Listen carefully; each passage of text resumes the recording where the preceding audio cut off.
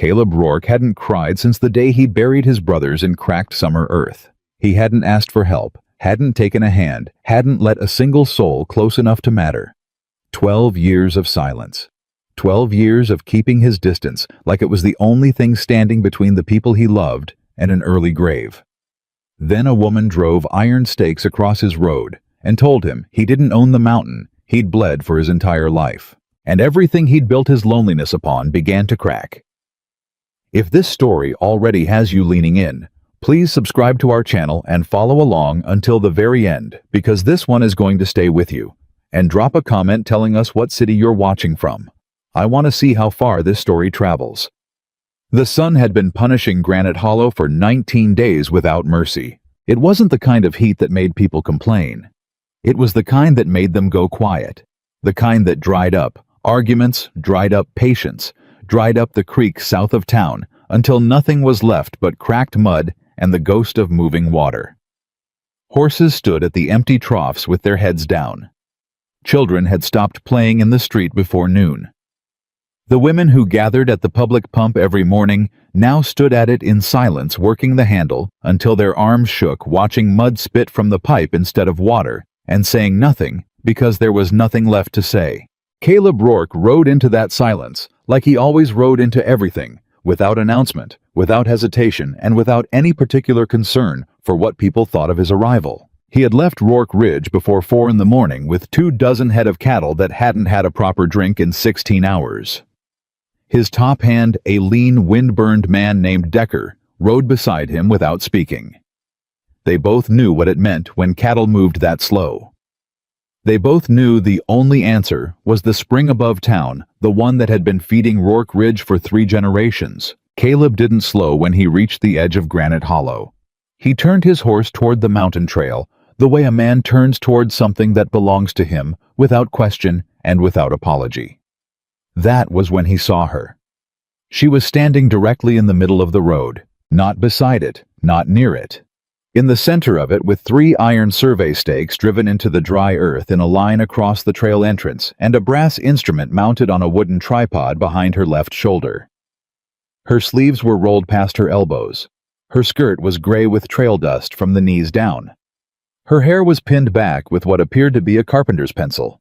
She was looking straight at him. Caleb brought his horse to a stop so abruptly that the animal threw its head and stamped. Behind him, the cattle pressed forward into each other and lowed with exhaustion.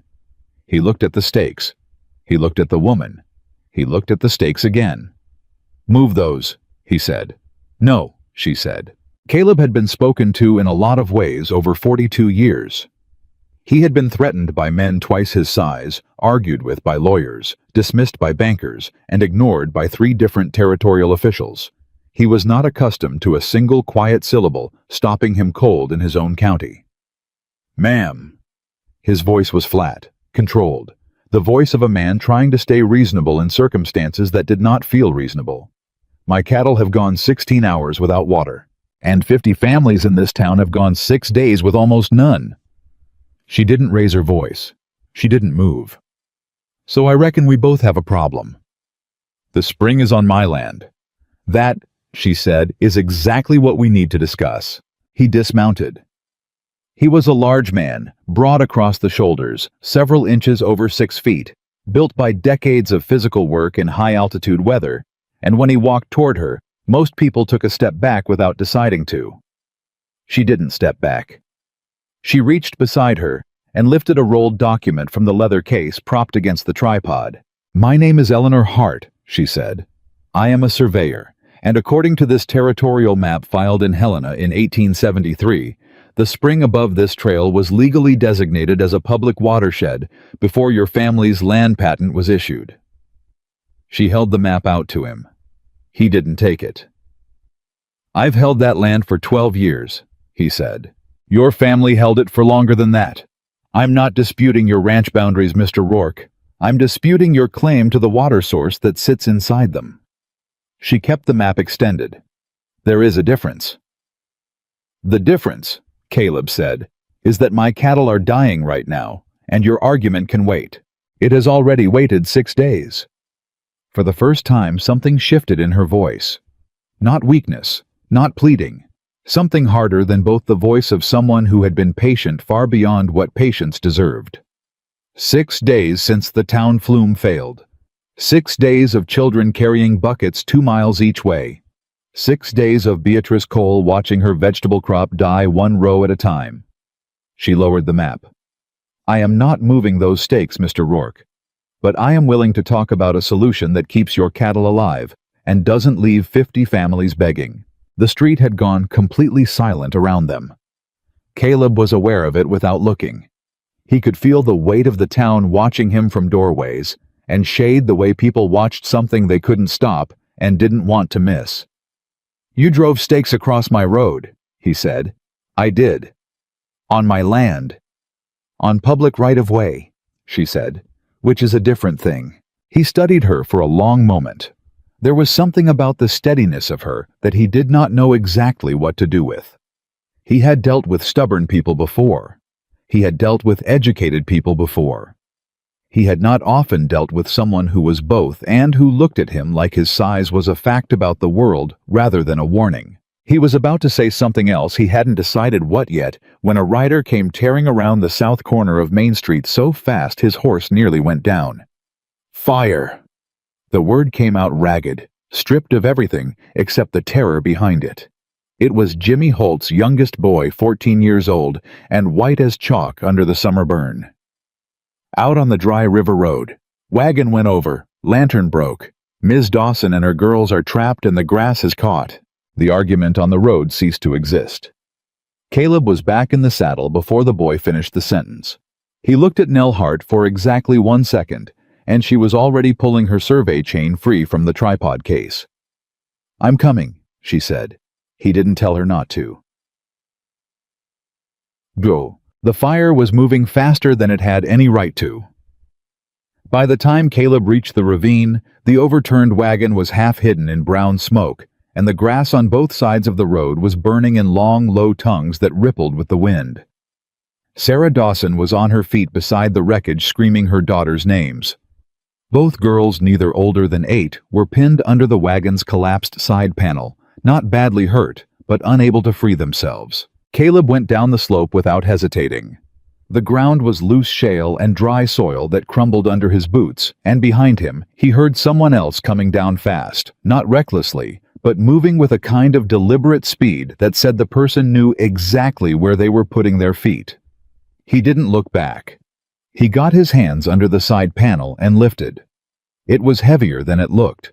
The wagon had been loaded with dry goods for the trip back from town. Mr. Rourke. Nell's voice right behind his left shoulder. Not now, he said through his teeth. The fire is going to turn in approximately 40 seconds. There's an air current rising off those rocks to the east, and when it meets the slope above us, it will pull the flame across the path you came down. You need to get them through the gap between the second and third boulders, not back the way you came. He looked up. He looked at the rocks. He looked at the fire. It was burning straight toward them, moving with that slow, inevitable patience that grass fires had in dry weather. How do you know it'll turn? He said. Because I've watched fire behavior in narrow ravines, and I can read the way that grass is bending. I could explain the atmospheric mechanics, but we have approximately 30 seconds now. The flame turned. It didn't shift gently. It swung hard to the right with a sound like tearing cloth pulled sideways by the rising air off the boulder face, exactly where she said, and the path Caleb had come down disappeared behind a wall of orange. He didn't say anything. He changed direction. He lifted the panel until one of the girls could crawl free, then the other. Sarah Dawson grabbed both daughters and held them against her chest. Caleb got his arm around Sarah's back and moved them toward the gap Nell had pointed at, a narrow space between 2 large rocks that wasn't obvious from above, but was wide enough for people moving single file. Behind him, Nell and a boy he half recognized from the livery. Tommy Hale, the orphan who helped with horses, were pulling equipment and the Dawson family's supply box through the same gap. The boy was 14 at most, but he worked without panic, following Nell's instructions with the focused calm of someone who had learned that calm was the most useful thing you could offer in a crisis. They came out above the ravine with the fire below them and the smoke billowing south. Sarah Dawson was crying and holding her daughters so tightly the girls were starting to squirm. One of them looked up at Caleb with enormous dark eyes. "Is our horse okay?" she asked. Caleb looked at the ravine. "Your horse is fine," he said, which was not the complete truth, but was the right answer for a 7-year-old with smoke in her hair. He looked at Nell Hart, who was wiping ash from the brass fittings of her transit instrument with the hem of her sleeve. "You know fire behavior," he said. "I know terrain," she said. "Fire follows terrain. Anyone who works outdoors long enough figures that out." She looked up at him. "Your cattle would have made it to the spring if you'd gone around the Hendricks Cut. It's a longer trail, but the grade is gentler, and it hits the north face of the spring head, which has better flow in summer drought conditions." He stared at her. "You've been up there," he said. "I've been up there 3 times in the last 2 weeks, she said. "It's why I'm here." He had approximately 9 questions about that statement, but they had to get the Dawson family back to town first, so he filed them away under the growing category of things Eleanor Hart had already done that he hadn't known about. Gideon Vale was waiting in the middle of Main Street when they came back. Caleb had seen Vale at a distance before, at the occasional town meeting at the end of the bar at Langley's on Saturday evenings. He was a well-dressed man in his mid-50s, the kind of well-dressed that announced money rather than merely suggested it. He had the broad, easy smile of someone who had learned that people trusted smiles more than they trusted words, and that the two did not have to match. Vale walked forward to help Sarah Dawson down from Caleb's horse. He shook Caleb's hand. He nodded at Nell as if she were a pleasant but forgettable detail. "Hell of a thing," Vale said, looking at the smoke still rising to the south. "Hell of a thing on top of everything else this valley's been suffering." He turned to face the 20 or 30 people who had gathered in the street. "Ladies and gentlemen, I want you to know that the Granite Hollow Development Company is prepared to step in where the town's infrastructure has failed you. We have the engineering plans already drawn for a private reservoir that can supply clean, consistent water to every property holder in this county." The people on the street were exhausted and frightened and had been carrying buckets for 6 days. They applauded. Nell was standing 4 feet to Caleb's left, and he noticed without deciding to notice that she went very still. "Mr. Vale," she said, her voice carried without effort. People turned. "Those plans you mentioned." She kept her eyes on his face. "When were they drawn?" Vale smiled the smile of a man who was used to women asking questions he considered decorative. "We've been working on development opportunities for this region for some time, Miss Hart, Eleanor Hart, surveyor." She did not smile back. "Those plans look detailed. The engineering on a reservoir capable of serving this county would take months to draw correctly, which means you had them before the drought became severe." She let that sit for a moment. "How long have you known the town flume was going to fail, Mr. Vale?" The smile didn't disappear. It just became a different kind of smile, the kind that wasn't meant for her. "I'm a businessman, Miss Hart. I plan ahead. I'd encourage you to appreciate that rather than question it." He turned back to the crowd. "My company will begin site surveys next week. We'll offer fair water contracts to every property holder willing to—" "Water contracts," Nell said. "Not water rights. Contracts." She looked at the people around her. "There is a difference. A contract can be changed. A rate can be raised. A service can be withheld if payment is missed." She paused. "A public water right cannot." Vale's smile finally did something complicated. "I'd be careful about making legal arguments without a license to practice law in Montana Territory," he said pleasantly. "Or a surveying license for that matter. The territorial board tends to take a dim view of unlicensed practitioners making official claims." "I have a license," Nell said. "It was issued by the Pennsylvania State Engineering Board in 1882. I'm currently applying for territorial reciprocity." "Currently applying," Vale repeated. "Meaning you don't have it yet." Caleb had been standing with his arms crossed, watching this exchange the way he watched most things with patient attention, and his opinions locked behind his teeth. He felt Decker move up beside him. "You going to get involved in this?" Decker said quietly. "Haven't decided," Caleb said. Decker considered that. "She's not wrong about the water contracts. No, Caleb said. She isn't.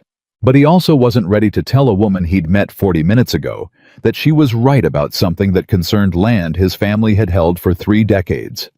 He watched Vale finish working the crowd.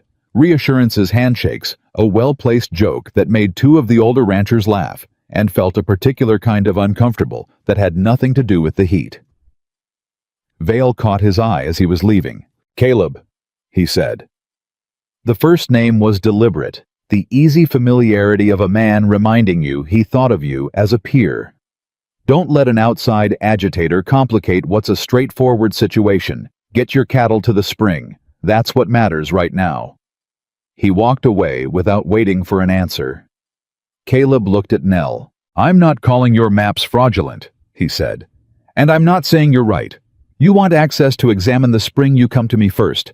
You don't drive stakes across my road again without speaking to me." "I tried to speak to you," she said. "You weren't easy to find.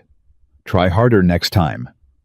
She looked at him with something that wasn't quite amusement and wasn't quite irritation, and sat somewhere between the two in a way he found mildly unsettling. "Is that a yes?" she said. "It's a not yet," he said. "There's a difference." He thought he heard the ghost of a sound from her direction, something too brief and too controlled to be called a laugh. Then she picked up her survey case and walked toward Martha Bell's boarding house, and Caleb turned his horse toward the mountain trail, and his cattle finally started moving again. He didn't think about Eleanor Hart again until 3 in the morning.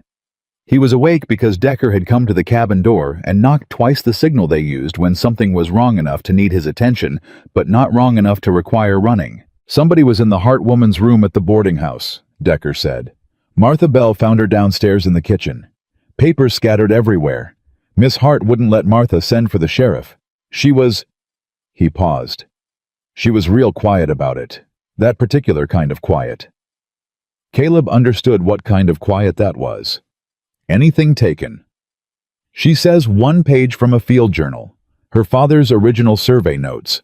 Says nothing else was touched. Somebody knew exactly what to look for," Caleb said. "Yes, sir." Caleb pulled on his boots. "What about the room?" "Martha says there was writing on the wall. Charcoal, 5 words. He waited. Decker said them flatly. "Leave before the mountain burns." Caleb sat with that for a moment. Then he stood up, took his rifle from the wall, and went outside into the dark. He walked the perimeter of Martha Bell's property himself, not because he'd decided to help Eleanor Hart, and not because he'd decided anything at all about her maps, or her claims, or her right to be in Granite Hollow. He walked it because someone had been inside a woman's room while she slept and left a threat on her wall, and that was the kind of thing that made his skin tighten in a way no amount of reasoning could loosen. He found nothing. Whoever had been there was long gone. But on the path that led from the boarding house toward the upper trail, the trail to his spring, he found something he did not expect. One of Nell's iron survey stakes, pulled from the road and driven into the earth here beside the fence line of his own property. And 3 feet from the stake, freshly cut a section of the upper water channel that fed from the spring into the public flume below. Cut cleanly, deliberately, by someone who knew exactly where to make the cut. Caleb crouched in the dark beside the severed channel and looked at the clean edge of it, and felt something settle in his chest that had nothing to do with anger. Someone had been trying to make this look like it had been done in the same spot where Nell had driven her stakes. Someone was trying to make it look like her doing, and that meant whoever had threatened Eleanor Hart tonight had also sabotaged the town's water channel, and wanted Caleb Rourke to blame the only woman in Granite Hollow brave enough to put iron stakes in the middle of his road and tell him the truth. He stayed crouched there for a long time alone in the dark, with the dry summer night pressing in around him. Then he stood up, and for the first time since he'd ridden into town that afternoon, he started to understand the shape of the war he'd just ridden into the middle of, whether he'd chosen it or not. The next morning was still and bright and pitiless. Nell was at the public pump before 6 working the handle with slow, methodical strokes. There was no real point. Everyone knew the flume was severed. But she worked the handle anyway, Her sleeves rolled up her hair, not yet pinned. Her eyes carrying the particular flatness of someone who had not slept. Caleb walked up beside the pump and stood there. She looked at him. "Your stakes are on my property," he said. "North fence line beside the upper channel." She set down the pump handle. "I didn't put them there." "I know," he said. A pause. "How do you know?" she said. "Because you drove them into the road," he said. "You weren't trying to hide what you were doing. Someone moved them to make it look like you were working on my land without permission. Same someone cut the upper channel." He watched her face. "You knew about the channel." "I suspected," she said. "That's why I was trying to access the spring. To prove the cut was deliberate. To document the public water claim and prove the channel diversion wasn't natural." She looked at him steadily. "Mr. Rourke, someone destroyed your town's water supply on purpose. And they did it in a way that would take weeks to trace back to them unless someone with survey equipment measured the original flow volume against the current channel depth." "Someone like you," he said. "Someone like me," she said. He looked at her. She looked back at him without flinching, without performing patience, without doing any of the things people usually did when they wanted something from Caleb Rourke and knew it. She just looked at him the way she'd looked at the fire in the ravine, like she was reading information and deciding what it meant. "You can examine the spring," he said. She didn't say thank you. She said, "I'll need to start at the source and work down." "I figured," he said. "I'll need access for at least 4 days. I'll think about how many. And I'll need to bring Tommy Hale to carry the chain." Caleb glanced toward the livery. The boy was visible through the open doors, mucking stalls, with the industrious energy of someone who didn't know yet that most of life's work felt like that. "He's 14, Caleb said. "He's reliable and he pays attention and he doesn't argue with my measurements," Nell said, "which puts him ahead of most licensed engineers I've worked with." Caleb made a sound that was not a laugh, but was in the general neighborhood of one. "Dawn tomorrow," he said. "Don't be late." "I'm never late," she said.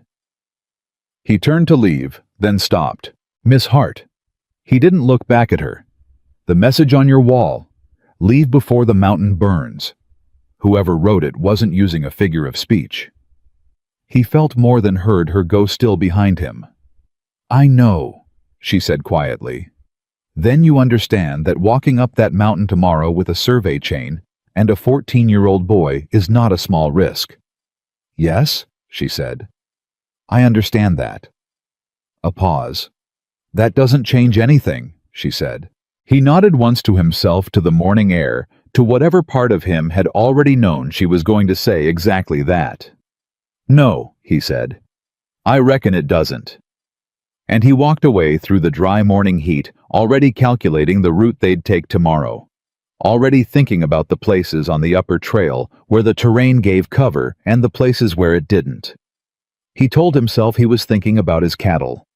He wasn't thinking entirely about his cattle, but Caleb Rourke had 12 years of practice at not examining the things he was actually thinking about, and the morning had enough problems already without adding one more. Caleb was already at the North Trail Gate when Nell arrived the next morning. He hadn't slept more than 2 hours. He'd been up before 4 checking the cut channel again in the dark, measuring the damage with his hands the way his father had taught him, running his fingers along the edge of the cut, feeling whether it was clean or ragged, determining how long ago the water had stopped moving through. Clean cut. Recent. Tools, not accident. He hadn't told anyone what he'd found.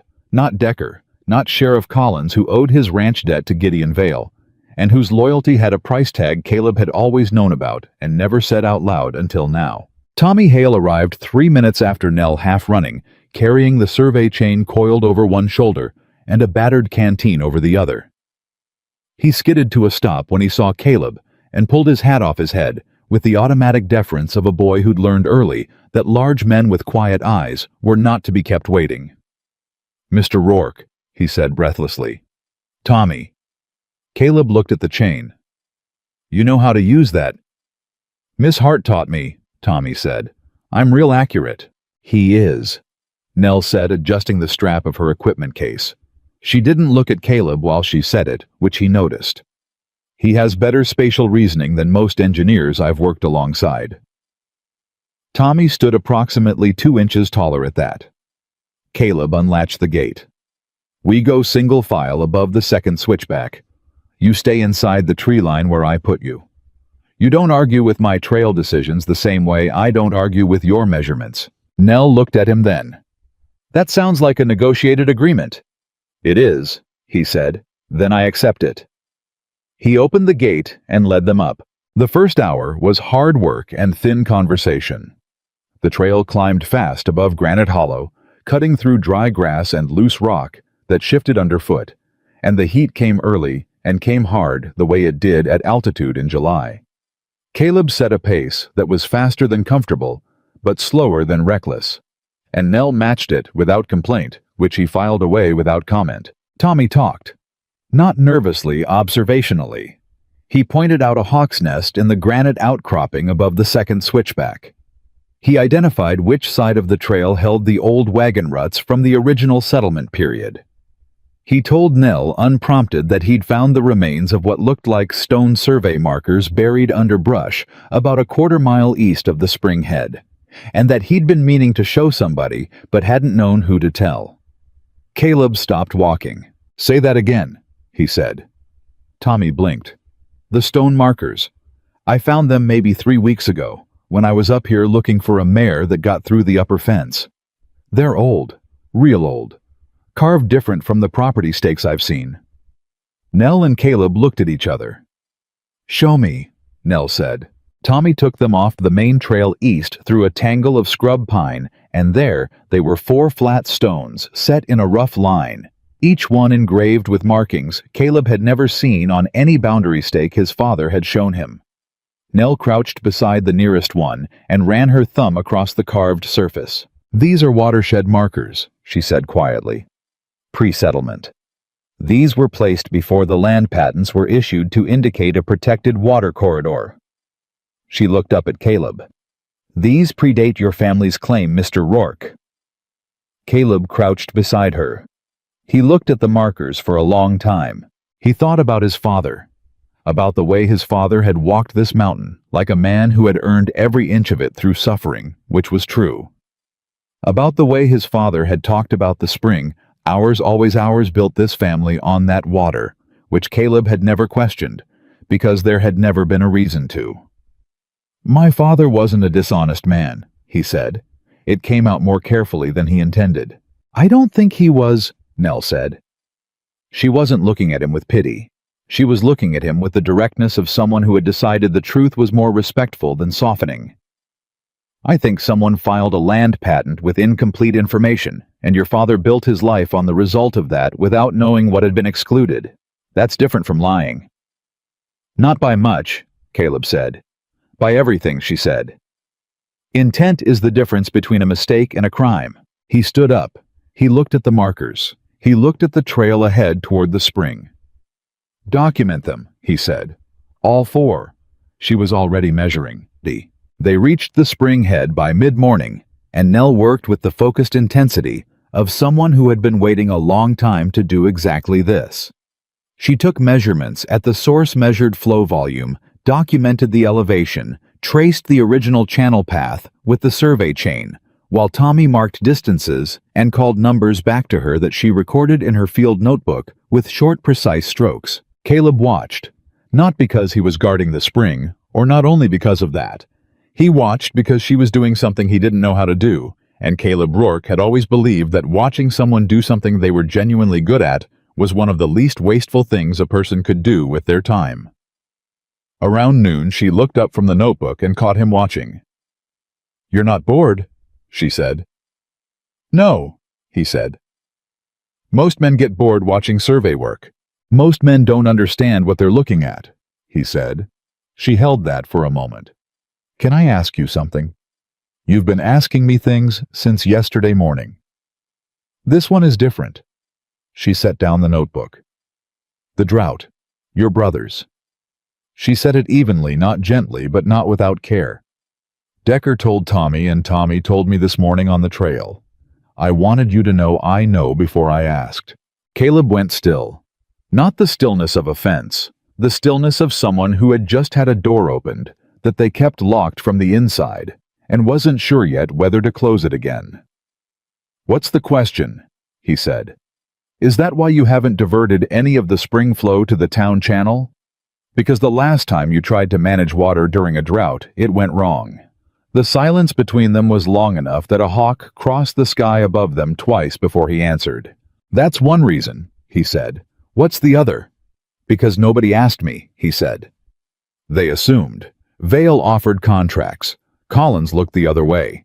Nobody walked up to Caleb Rourke and said, "We have a problem, and we need your help solving it." Nell looked at him steadily. "I drove stakes across your road." "That's not asking," he said. "That's blocking. Sometimes blocking is the only language that gets heard." He looked away. Down the slope toward the valley where Granite Hollow sat in the summer heat, invisible beneath distance, but present in his mind, the way things were present when you'd spent your whole life responsible for them without choosing to be. "What are you proposing?" he said. "A temporary distribution gate," she said. "I can design it so that the flow is divided based on daily volume. Your cattle get priority in the early hours when temperatures are lowest and their water need is highest, and the surplus flows into the public channel through the day. No fixed split. Dynamic based on what the spring is actually producing." "You can build that," he said. "I can design it. I'll need your men and Samuel Price to build it. Samuel understands the existing flume architecture better than anyone in the valley." Caleb was quiet for a moment. "You've already talked to Samuel." "Yesterday afternoon," she said. "He was the first person I spoke to when I arrived in Granite Hollow. He recognized the original public water markers from the settlement period. He's been watching that flume fail for 2 months and wondering why nobody was fixing it." Caleb stared at her. 2 months. The flow reduction started in May. Samuel noticed it and reported it to Sheriff Collins, who told him it was natural drought behavior. She paused. "It wasn't natural drought behavior. Someone opened the bypass valve on the upper diversion channel probably at night, probably in stages, so the reduction looked gradual. By the time the flume failed completely, everyone assumed it was weather." The thing that had settled in Caleb's chest the night before, that cold, specific weight of understanding, pressed down harder. "Vale," he said. "The evidence doesn't say Vale yet," she said. "The evidence says someone with access to the upper channel and knowledge of the flume's architecture did this deliberately. Vale is the person with the clearest motive." She looked at him. "But motive isn't evidence." "What is?" "The bypass valve will have tool marks on it. The diversion channel will show artificial widening." She looked at her notebook. "And there's something in my father's original survey records, a reference to an access tunnel inside the mountain that connects the spring to the original public channel. If that tunnel exists, and if someone has been using it recently, there'll be physical evidence inside that Vale can't explain away." Caleb looked at her for a long time. "Your father surveyed this mountain," he said. 30 years ago," she said. "He was part of the original territorial survey team. That's how I found the 1873 document. I was settling his estate and found his field journals, and there was a reference to the Granite Hollow watershed designation that had never been formally recorded in the state archive. Someone failed to file it." She paused. "Or someone made sure it didn't get filed." "How long have you been carrying this?" he said. She looked at him with something that wasn't quite surprise and wasn't quite wariness. "What do you mean, this?" He gestured not at the mountain, but at her, at the equipment case and the notebook and the careful, relentless work of the last 12 hours. "You came all the way from Pennsylvania to finish your father's survey. That's not just a professional task." Nell was quiet for a moment. "No," she said, "it's not." She didn't say anything else, and Caleb didn't push. He understood the particular shape of grief that lived in unfinished work. He had carried his own version of it for 12 years. 7 days, he said. "You said 7 days to build and test the gate." "If we start tomorrow," she said. "We start tomorrow," he said. Tommy looked up from where he'd been quietly eating a biscuit and pretending not to listen.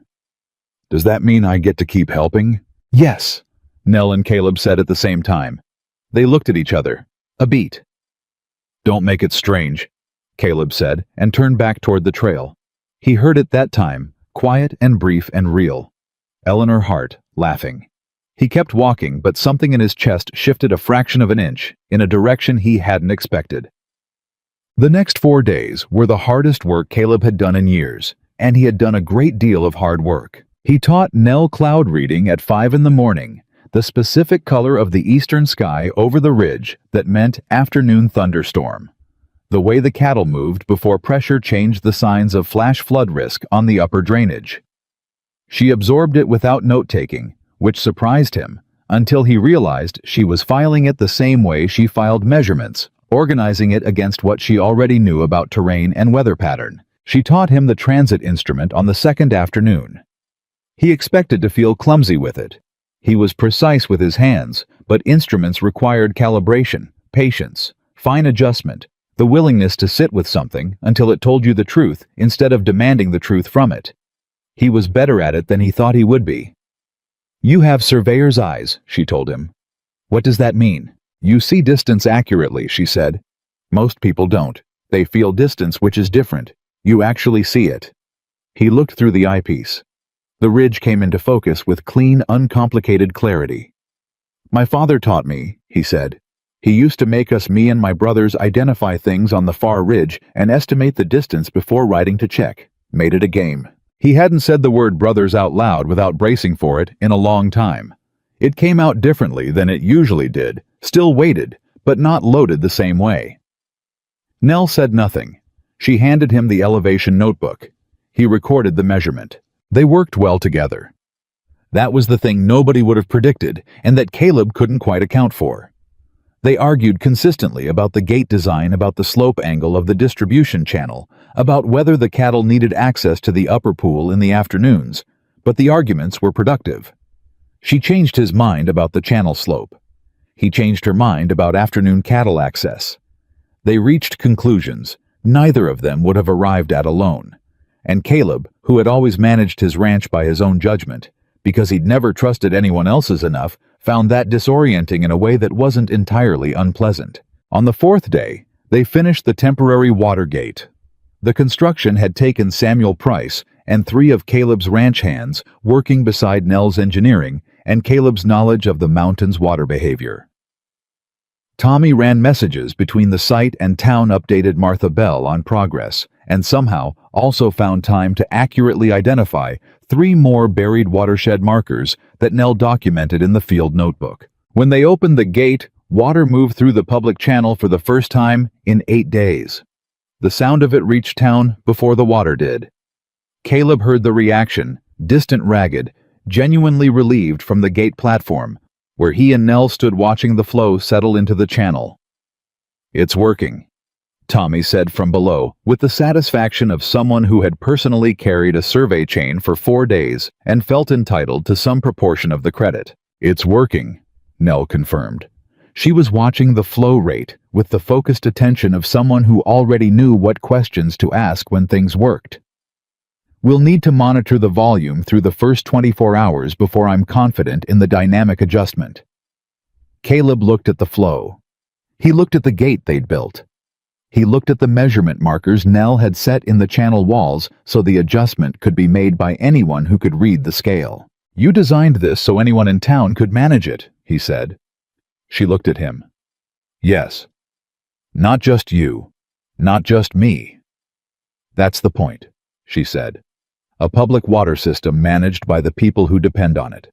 Not by a rancher, not by a company, not by a man in a suit with a contract. He was quiet for a moment. You thought about this a long time before you drove stakes across my road. I thought about it all the way from Pennsylvania, she said. On the train, on the stage, on the 3-mile walk from the Hendricks crossing when the driver wouldn't go further. She paused. I thought about whether it would be worth it. Whether I'd be able to prove the claim. Whether anyone here would listen to a woman with a survey chain and a 30-year-old document. And she looked at him. And here we are. Something passed between them. Not a touch, not a declaration. Nothing that could have been named or examined. Just a moment where both of them stood in the same light at the end of something difficult, and the space between them felt smaller than it had 3 days ago. And neither of them moved away from it. Then Decker called up from below that the cattle were lining up at the upper pool and it was time to come down, and Caleb turned away from whatever had almost happened and descended the gate platform with the practiced efficiency of a man returning to manageable tasks. The explosion came at 2 in the morning. It hit the mountain above Granite Hollow like the sound of the earth cracking open, a deep percussive boom that shook windows and woke every light sleeper in the valley. Caleb was on his feet before he was fully conscious, rifle in hand, listening. The second sound came 7 seconds later. Not an explosion, a roar. Water, a lot of it moving fast through a broken channel. He was running before the second sound finished. Decker caught up with him at the north fence. 3 other ranch hands were behind them, and when they hit the mountain trail with lanterns, the damage was immediate and terrible. The gate was gone. Not damaged, gone. The channel walls were blown out on the left side, and water was tearing down the slope in a white churning mass that had already taken most of the switchback below the gate platform. Tommy Hale was in the flood. Caleb saw the boy the way you saw things in Nightmare there, and then not there. A dark shape in moving white going fast. He did not calculate. He dropped the rifle and went in. The water hit him like a wall. It was cold even in July, fed directly from the mountain spring, and the current in the broken channel was vicious. Channeled, accelerated, directed by the stone walls into something faster than open flood. He got his hands on Tommy's arm and lost it, and got it again, and the second time he got both hands locked and held on while the current tried to take them both south. They hit the fallen pine at the bend below the second switchback hard enough that Caleb's ribs registered the impact with serious objection. He got his arm around the trunk and held Tommy against him, and held the tree and stayed there while the water moved past them in the dark. Tommy was coughing. Alive. Frightened in the way 14-year-olds were frightened when they understood what had almost happened completely, and without any of the protection that adults learned to build around genuine terror. "I got you," Caleb said. Tommy grabbed his arm with both hands and didn't speak. "I've got you," Caleb said again. "Don't let go of the tree." Below them in the roaring dark, he heard a sound that didn't belong to the flood. A voice, sharp and controlled, calling measurements. Nell was in the water. She was 8 feet downstream of them, trapped against a timber that had been part of the gate platform, her legs caught beneath it. The survey chain she'd brought the survey chain was in her hands, and she was calculating out loud in the middle of a flood. In the middle of the night, the angle and load necessary to use the chain as a mechanical advantage. "I need an anchor point," she called. Caleb passed Tommy to the tree. "Hold on, don't let go, I mean it," and moved along the fallen pine toward her. He found the anchor she needed without her having to explain a root cluster on the high bank side, where the pine had torn loose from the earth, still solid, still bearing weight. He got the chain end around the root cluster. "Pull the other end toward you," she said. "Straight toward you, not angled." He pulled. The timber shifted. Not much enough. Nell wrenched her leg free, took in a sharp breath that told him the leg had not come through uninjured, and grabbed the chain with both hands. He pulled her up the bank. They came to rest in the mud above the floodline, both of them breathing hard, the chain still in her hands, the roar of the broken channel below them in the dark. "Your leg," he said. "Bruised," she said. "Possibly a bone involvement. I'll know more when I can put weight on it." "That's not what a person says when they're fine." "I didn't say I was fine," she said. "I said I'll know more when I can put weight on it." He looked at her in the lantern light that Decker had brought to the bank above them. She was soaking wet and covered in mud, and her field notebook was somehow still in her jacket, which said something about Eleanor Hart that he did not yet have words for. Tommy came along the pine toward them, moving carefully. His face in the lantern light was still pale, but was becoming by visible degrees the face of a boy who was turning what had happened into a story he would tell for years. "The gate," he said. "Someone blew up the gate." "Yes," Nell said. "It was dynamite. I smelled it before the blast. I came up to check the evening measurement, and I smelled it, and I was running when it went—" His voice broke slightly on the last word, and he stopped. Caleb looked at him for a moment, then put a hand on the back of the boy's neck briefly, firmly, without ceremony. "You did right," he said. "You ran the right direction." Tommy swallowed and nodded. The line cabin above the second switchback was not comfortable. It was a single-room structure that had been built for ranch hands caught on the mountain in bad weather, and it was furnished accordingly. A rope bunk, a wood stove, a shelf with 3 tin cups, and a canteen that was half full of something Caleb identified as water only after he smelled it. Tommy fell asleep on the bunk within 20 minutes of their arrival, which was the privilege of the young and the exhausted, and Caleb built a fire in the stove, and Nell sat with her injured leg extended on the second chair, and they were alone together for the first time in 4 days of working in close proximity. The summer storm that had been building since noon arrived with quiet violence. Rain on the roof whined off the ridge, lightning over the eastern peaks. No thunder close enough to worry about. Just the sound of weather doing what weather did, indifferent and thorough. Nell opened her field notebook. Her hands were steady. He watched her turn pages, checking which measurements had survived the flood intact. He watched her make a notation in the margin, small and precise. He watched her pause on a page near the back of the journal and hold very still. "What is it?" he said. She closed the notebook. "Nothing." That was something. She was quiet for a moment. Then, "It's my father's handwriting. On the last page. I didn't realize this journal had one of his sections in it. I must have pulled the wrong one when I was repacking my equipment after the room search." The fire in the stove clicked and settled.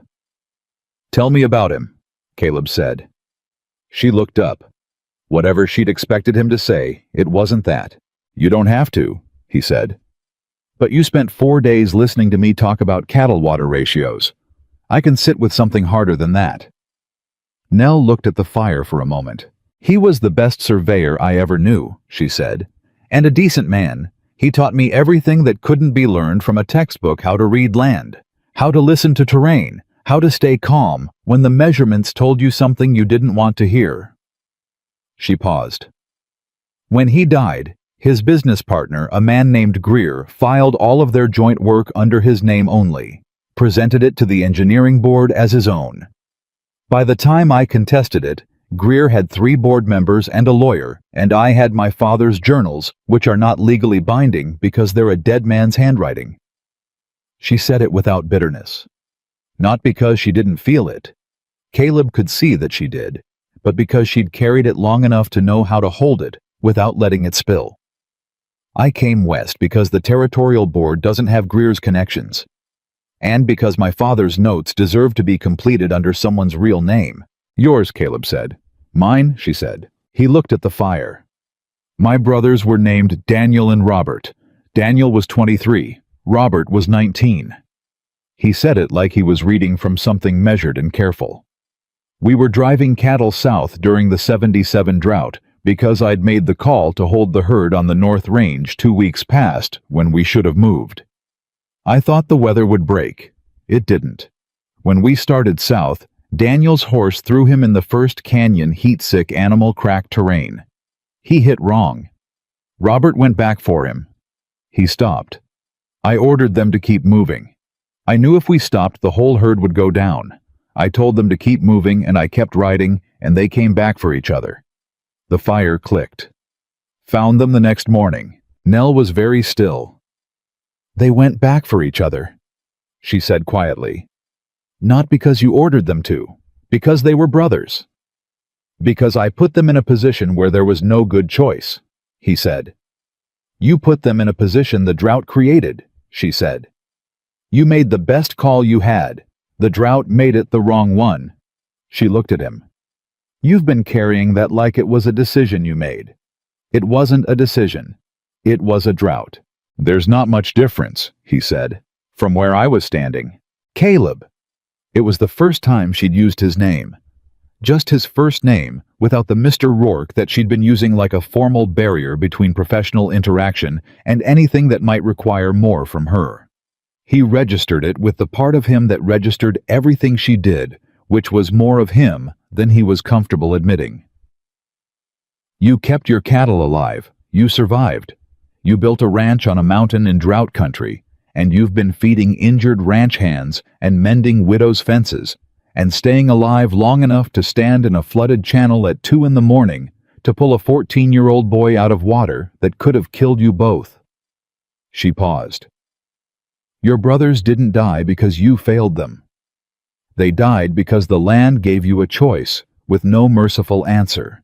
You said that before, he said. Back on the mountain. I'll say it again, she said. As many times as it takes. He looked at her. She looked back at him without flinching, without softening it into something easier, without doing anything except telling him the truth, in the straightforward way she told everyone the truth, as if she believed he could take it, which no one had assumed about Caleb Rourke in a very long time. He nearly said something. The something was in his chest, formed and ready, and it was more than he was prepared for at 2 a.m, in a line cabin with a storm on the roof and a sleeping boy 8 feet away. He didn't say it. You should sleep, he said instead. The leg needs rest. She held his gaze for a moment. She was deciding something he could see, that measuring something with those surveyor's eyes that saw distance accurately. You're afraid? She said. Not unkindly, observationally. Nell, I'm not asking you to say anything, she said. I know what it looks like. I see it. That's all. She looked away. Good night, Caleb. He sat with that for the full length of time the fire took to settle down to coals. Then he pulled his jacket off the back of the chair and put it over Tommy's sleeping shoulders and leaned back in the other chair and watched the rain come through the window gap in the south wall. Not sleeping. Not quite. Thinking about distance and what it cost to keep it and whether the price had ever actually protected anyone at all. They found the dynamite paper in the morning. It was wedged in a rock, split 20 feet east of the destroyed gate, torn packaging wax-coated, printed with a company stamp that had been partially burned, but not completely. Caleb smoothed it out on a dry rock face, and Nell leaned over beside him, and they both read the partial stamp without saying anything for a moment. Montana Consolidated Mining Supply. Vale's Warehouse. The one on the south end of town that had been operating since March. He's had this planted for months, Nell said, since before the drought hit. Caleb stood up. He dried the town out on purpose, bought up debt with the drought money, and when we built the gate he blew it up. We need to get that paper to the territorial court before he can explain it away. Nell looked at the slope below them. And I need to find the access tunnel my father referenced before he gets anyone up here to destroy the physical evidence. Caleb folded the dynamite paper carefully and put it in his inside pocket. Sheriff Collins won't act on this, he said.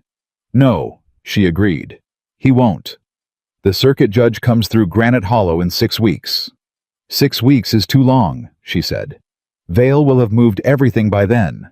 They looked at each other over the destroyed remains of 4 days of work and 1 night of flood and everything that had been said in the line cabin, which was sitting between them now, not as a weight, but as a foundation, something built quietly in the dark. Tommy, Caleb said. The boy looked up from where he'd been examining the blast site. Can you get to Helena without going through town? Tommy thought about it. There's the logging road north of the ridge. Takes 3 extra hours, but it doesn't cross Main Street. Take the eastern trail to the Hendricks crossing. From there you can catch the north stage. Caleb looked at Nell. She was already writing in the field notebook, copying her key measurements, the watershed marker locations, the flow data. She tore out 5 pages and folded them. These go with the dynamite paper, she said. Together they tell the story. Separately, they're just numbers and packaging. Caleb handed Tommy the folded documents and the dynamite paper. You keep those inside your shirt. You give them to no one except the Territorial Land Commissioner. His name is Marcus Webb. You tell him Caleb Rourke sent you, and that what's in that package is physical evidence of water rights fraud in Granite Hollow County. Tommy straightened in the way boys straightened when they understood they were being trusted with something real. "Yes, sir," he said. "Go now," Caleb said, "before anyone in town knows the gate is destroyed." Tommy went, fast, sure-footed down the east trail and out of sight in under 2 minutes. Caleb watched him go with the particular feeling of a man who has just placed something irreplaceable in the hands of someone he can't follow. Nell closed the field notebook. She looked at the destroyed gate. She looked at the channel dry again. Already dry, the water having torn down the slope and dissipated into the valley below. "We have to go back to town," she said. "Yes," he said. "Vale will know the gate is gone. He'll move before Webb can respond." "Yes," he said. "Which means we need to find the tunnel today, with what we have." Caleb looked at the mountain above them. He looked at Nell, leg bruised and possibly broken, soaking clothes from the night before. Not yet dry field notebook in her hands like she'd carry it through a second flood without blinking. "Can you climb?" he said. She put weight on the injured leg. Her jaw tightened. She put the other 4/5 of her weight down and found the line between managing the pain and being stopped by it. "Yes," she said. He nodded once. "Stay close." And he turned towards the upper mountain, and she followed him, and below them in Granite Hollow, Gideon Vale was already calling a town meeting, and the story that had started with iron stakes and a dusty road was about to become something that no one in that valley would be able to ignore. The access tunnel was not on any map Caleb had ever seen. That was the first thing that told him it was real. His father had shown him every inch of the upper mountain over 30 years of working it together. Every spring feed, every drainage channel, every rock formation that meant something for cattle or weather or water behavior. The tunnel wasn't in any of that, which meant either his father hadn't known about it, or his father had known and said nothing, and Caleb had spent the last 2 days deciding which of those possibilities he could live with. He was leaning toward the first one. He needed to lean toward the first one. Nell moved beside him on the upper trail with the careful economy of someone managing pain without advertising it. Her injured leg was holding. He could tell it was costing her, but she'd made her decision about that in the first 5 minutes after they left the destroyed gate, and Eleanor Hart did not revisit decisions once she'd made them. "My father's notes put the tunnel entrance approximately 40 feet west of the northeastern watershed marker," she said, "the one Tommy found first." "I know where that marker is," Caleb said. "Of course you do." They moved west along the upper ridge in silence, broken only by the wind and the sound of the mountain doing what it always did, indifferent, enormous, requiring no input from either of them. Caleb found it before Nell did, which surprised them both. Not because it was obvious. It wasn't. It was a low opening in the rock face barely 4 feet high, concealed behind a deadfall pine that had been there long enough to grow lichen on its bark.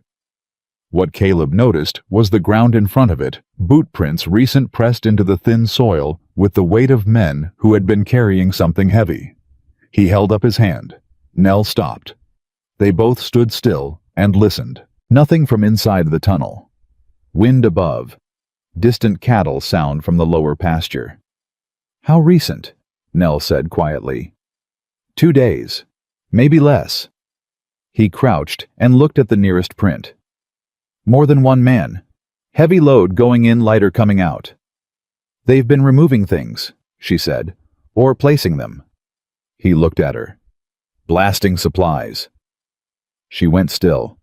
"The tunnel connects to the spring chamber," she said. "If they've packed explosives inside, they can collapse the original channel from underground." Caleb finished. "Destroy the evidence and kill the public water right at the same time." They looked at each other for exactly 1 second. Then Caleb went in first. The tunnel was low enough that he had to duck, which was an indignity he accepted without comment. It ran roughly level for the first 20 feet, then angled slightly downward, and the air inside was cold and mineral-smelling, the particular underground cold of a space that shared walls with moving water.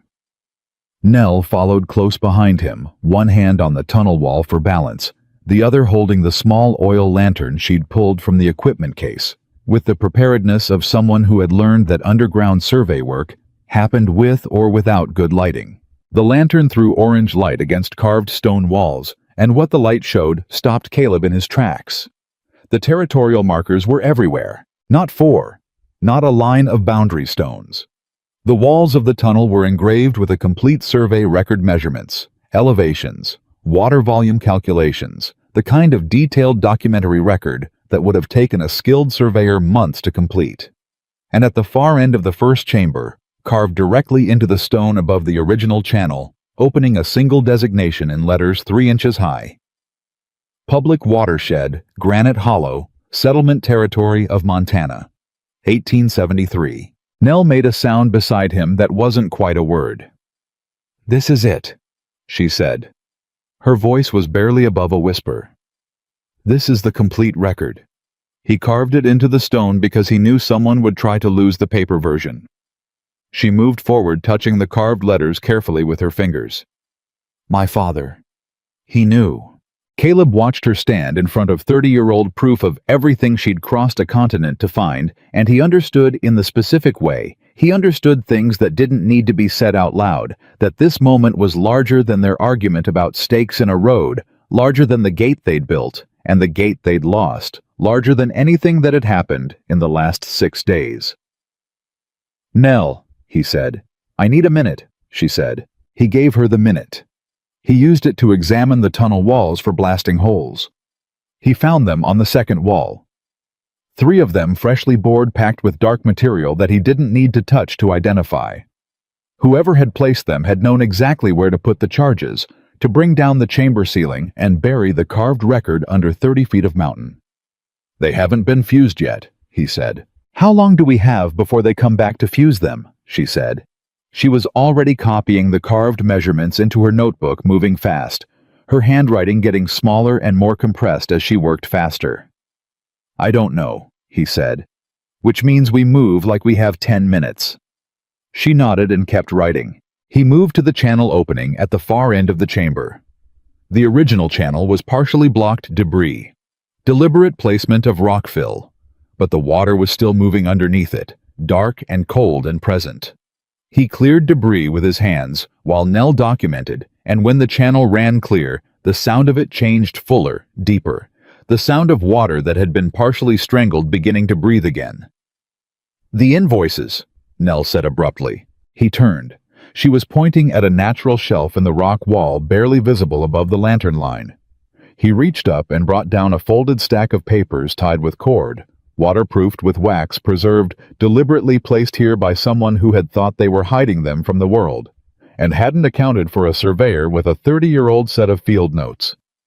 Caleb unfolded the top sheet. Montana Consolidated Mining Supply, Vales Company. Explosive purchase orders dated 6 weeks ago, before the drought became critical, before the flume failed, before anyone in Granite Hollow had any reason to think the summer would become an emergency. Below that, a property survey, not Nell's, not the 1873 record. A new one, Vales Company letterhead. It showed the mountain spring reclassified as a private water source, the public watershed designation absent entirely, the land around it, already parceled and priced for sale to a mining consortium based in Chicago. "He sold it before he even owned it," Caleb said. "He was going to own it," Nell said. "He just needed to eliminate the evidence that he never could." She took the invoices. She put them inside the field notebook. She put the field notebook inside her jacket.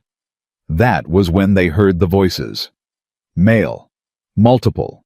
Coming from the tunnel entrance behind them. Caleb handed Nell the lantern, put his finger to his lips, and moved back toward the tunnel entrance without sound. He pressed himself against the wall inside the turn and waited. 3 men came through the entrance. He recognized 2 of them. Vale's hired handsmen he'd seen in Granite Hollow without thinking much about them. The 3rd man he recognized differently. Jonah Pike, Vale's foreman. A large man, hard-faced, capable, the kind of man who was called efficient when his employer benefited from the results, and violent when the context shifted. Caleb had known him by reputation for 2 years. He'd never had a reason to think much about him in either direction. Pike stopped inside the tunnel entrance. He'd seen the lantern light from the chamber beyond. "Someone's in here," Pike said. One of the other men moved his hand toward his hip. Caleb stepped out of the shadow. "Jonah," he said. Pike went still. Behind him, the two hired hands adjusted their positions in the particular way men adjusted their positions when they were trying to determine whether a situation required immediate action. "Rourke," Pike said. "You've got explosives packed in this chamber," Caleb said. "You're here to fuse them." A pause. "That's company business," Pike said. "It's going to be territorial court business," Caleb said. "We've got the invoices, Jonah. We've got the original watershed record. We've got enough to put Vale in front of a federal judge." He watched Pike's face. "The only question is whether your name is on the right side of what happens next." Pike looked at the chamber. He looked at Caleb. He looked at something in the middle distance that might have been his own future being rearranged in front of him. "Vale said no one was supposed to get hurt," Pike said. "That was the deal. Dry out the town, buy the debt, build the reservoir, sell the water rights. Nobody was supposed to be in that channel when the gate went.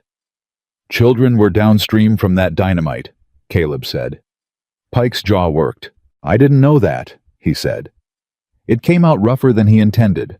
The roughness told Caleb it was true. "Tommy Hale was swept into the flood," Caleb said. "He's 14.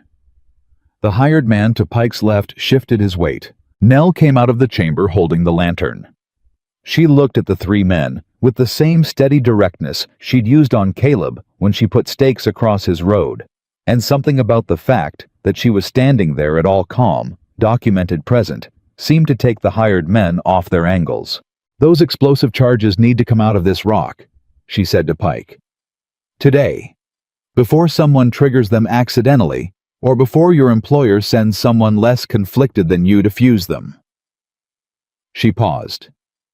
"I'm going to assume you didn't pack them because the packing is amateur, and you don't strike me as an amateur." Pike looked at her. "Vale had his mining man do it," Pike said slowly. "Then you can remove them safely," she said. "And then you can walk down that mountain and tell a territorial judge everything you just told us." The silence in the tunnel had weight to it. The two hired men looked at Pike. Pike looked at Nell. Nell looked at Pike with the expression of someone who had already decided what was going to happen and was simply waiting for the relevant parties to catch up. Then the hired man on the left pulled his weapon. The shot hit the main support beam 3 feet above Caleb's head. Stone dust fell. The beam cracked, not broke, cracked, and a section of the tunnel ceiling shifted with a sound like a groan. Caleb moved before the echo finished. He got the gunman's arm up and the second shot went into the ceiling. And then Pike hit the gunman from behind, not helping Caleb exactly, but removing a variable that had become inconvenient to Pike's own survival calculation. And the second, hired man, ran for the tunnel entrance. The ceiling groaned again. A larger section shifted. "Nell, out, now." Caleb didn't look back. He heard her moving. He and Pike were the last two out of the tunnel. They came through the entrance at a run and got 10 feet clear before a section of the ceiling behind them came down with a sound like thunder trapped inside the earth. Dust billowed out of the entrance in a gray cloud. They stood in the summer air, all of them breathing hard. The tunnel entrance was partially blocked by the collapse. The carved chamber beyond it was intact. The charges hadn't detonated, the record was unharmed, but it was buried under 6 feet of collapsed rock and inaccessible. Nell had the notebook.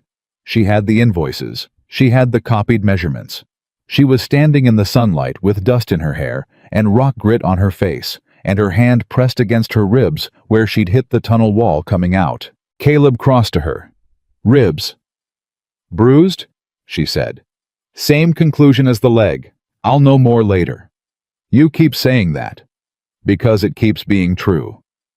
He put his hand on her jaw and tilted her face up, not romantically, clinically checking her eyes for the dazed quality that meant something worse than bruising. Her eyes were clear and focused, and looking back at him with that specific attention she gave everything she examined. He lowered his hand. "The copies are enough," she said. "The original record is buried but intact. A court order can excavate it. If we get to court, he said. They both looked at Pike.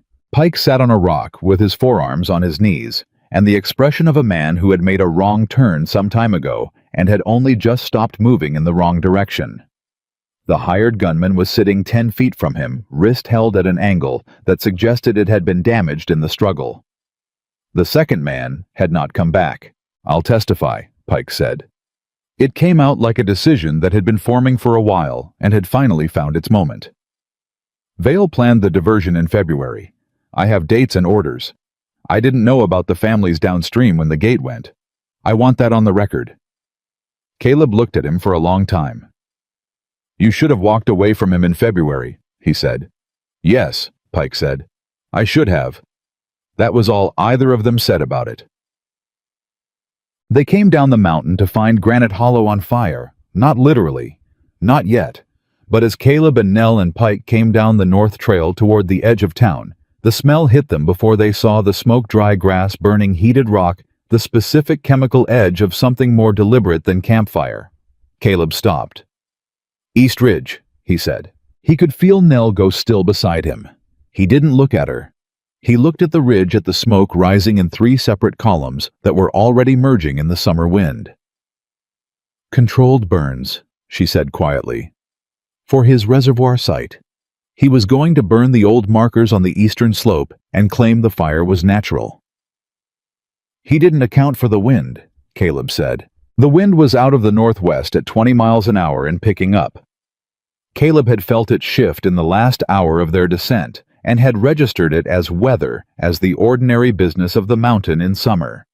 He understood now, with the cold clarity of someone reading a situation too late to prevent it, but not too late to respond to it, what 20 miles per hour of northwest wind would do to 3 controlled burns on dry eastern ridge grass in the 19th day of a heat drought. The fire was already not controlled. The south side of town, Pike said, and his voice had lost its defensive flatness and become the voice of a man who understood specific, immediate danger. Vale's investors are in the north quarter. He's got coaches ready. He's been planning to pull them out if anything went wrong. He's going to leave the south side, Nell said. The farms, Caleb said. Beatrice Cole's farm, her 3 children, the families who'd been carrying water buckets for 8 days. He looked at the smoke. He looked at the town below. He looked at the mountain above and the spring that was still running clean and cold at its head, despite everything that had been done to stop it. He looked at Nell. She looked back at him. The old channel, she said. The original public channel, if we release the full spring flow through it, it runs directly toward the south and east. We could flood the fire break before the burn reaches town. It'll take everything the spring has, he said. Yes. My lower pasture is directly below the channel head. My hay stores, the barn. Caleb. I know, he said. I know what I'm saying. He didn't need her to tell him what it would cost. He could calculate it himself. Winter hay, gone pasture flooded and damaged. Likely barn structural damage, cattle that had finally just gotten water, now potentially displaced again. He had rebuilt once after the drought of 77. He was 42 years old. He had the bones for it. Maybe. It's your family's ranch, she said. I can't ask you. You're not asking, he said. I'm deciding. He looked at the fire. Open it. She moved. They moved fast, all of them, Pike included, because Pike had apparently decided that the direction of his life was changing and was committed to the velocity of that change. They came through the upper trail cut at a run, and Caleb led them to the original channel head, the one above the public flume, the one that had been partially closed for 30 years, and that he had never opened because his father had told him it was a structural risk, and he had accepted that without question. He understood now that his father had accepted someone else's answer without question too. That was how lies worked. Not with malice at every level, just with one careful original deception, and then generation after generation of people accepting what they'd been handed. The original gate was massive old iron and timber larger than anything Vale's men had touched. Caleb got his hands on the wheel and turned it. It didn't move. Rusted solid. 30 years of disuse. Pike, Caleb said. Pike put his hands on the wheel beside him. They turned together. The wheel ground, resisted, ground again. Nell appeared at Caleb's shoulder. She'd picked up a length of timber from the gate frame. She slid it through the wheel spokes as a lever extension. "On 3, she said. "On 3, Caleb confirmed. "1, she said. 2. The wheel broke free on 2. Water hit the original channel like something that had been waiting 30 years for permission, which it had. It tore through decades of accumulated silt and rock fill and came out the other side in a white rush that hit the lower slope and spread across Caleb's pasture in a sheet of cold mountain water. The hay in the lower barn was already gone in the first 2 minutes. He didn't look at it. He was watching the water run east. "It won't be enough," Nell said. She was calculating. He could see her doing it the same thing she'd done in the ravine during the wagon fire, reading terrain and wind and physics with those accurate eyes. "The channel curves south before the fire break. It'll reach the break 40 minutes after the fire does if we don't redirect it." "How do we redirect it?" he said. "I need the temporary gateposts we built. The ones Vale's men didn't destroy the secondary set on the north feed. Those are half a mile east," Pike said. "I know where they are," Caleb said. "I need them in the next 20 minutes, Nell said. Caleb looked at her. He looked at the smoke which had tripled in volume while they'd been at the gate. He looked at the town below where he could now see movement people running horses being moved, the ant-scale activity of a community that understood something terrible was coming and hadn't yet decided whether to run or fight. "Go," he said to Pike. "Secondary gate posts. North feed half-mile east. Move." Pike moved. Caleb looked at Nell. "What do you need me to do?" "Get every person in the south quarter digging a trench along the east road. 18 inches deep, 3 feet wide from the coal farm to the livery. It doesn't have to be perfect. It has to exist. And the north quarter. Let Vale's investors worry about the north quarter," she said. "We're protecting the south." He went. What happened in Granite Hollow in the next 40 minutes was the kind of thing that became a story people told for 50 years. Not because it was heroic in the clean, simple way of stories, but because it was true and desperate and human in all the complicated ways that actual emergencies were human. Caleb came into town from the North Trail moving fast and found the main street in controlled chaos. Vale's coaches were being loaded in front of the Granite Hollow Hotel. He saw Vale himself directing that operation, calm, organized, genuinely calm, in the way of a man whose plan was proceeding as designed. He also saw Sheriff Wade Collins standing in the middle of the street, watching the coaches with an expression Caleb had never seen on the sheriff's face before. Not confusion, something more specific. The expression of a man who was understanding in real time who he had been protecting and what that protection had cost. "Collins," Caleb said as he passed. Collins looked at him. "South Quarter needs every hand that isn't on those coaches," Caleb said. "Trenches on the east road, 18 inches 3 feet wide. Get Martha Bell to organize the women on water and wet blankets." Collins looked at the coaches. He looked at Vale. He looked at the smoke building on the eastern ridge. He turned away from the coaches. "Everyone listen to me," he said. His voice was different than Caleb had ever heard it, stripped of its careful official neutrality, the voice of a man who had stopped calculating and started acting. "South Quarter, now. Every person who can hold a shovel." Vale turned from the coaches. "Collins," he said. "Those people can shelter at the hotel. Beatrice Cole has 3 children," Collins said. "I'm not sheltering at the hotel while her farm burns." He looked at Vale with the specific, clear-eyed look of a man who has finished with something. "You're under arrest, Mr. Vale. The arrest can wait until the fire is out, but it's happening." Vale's expression did something complicated. "My lawyer will find you in a cell," Collins said. "Move everyone, South Quarter." Caleb was already moving. He found Beatrice Cole in front of her farmhouse with a wet blanket in each hand. Her 3 children lined up behind her, like they'd been drilled for exactly this. The middle child, a boy of about 8, holding a bucket with both hands, the youngest girl clutching his sleeve. Beatrice's face was white, but her hands were steady. "Mr. Rourke," she said. "East Road," Caleb said. "Trench line. Your hands and mine, right now." "Already sent them," she said. "I sent every farmhand south of the road 20 minutes ago when I saw the smoke shift."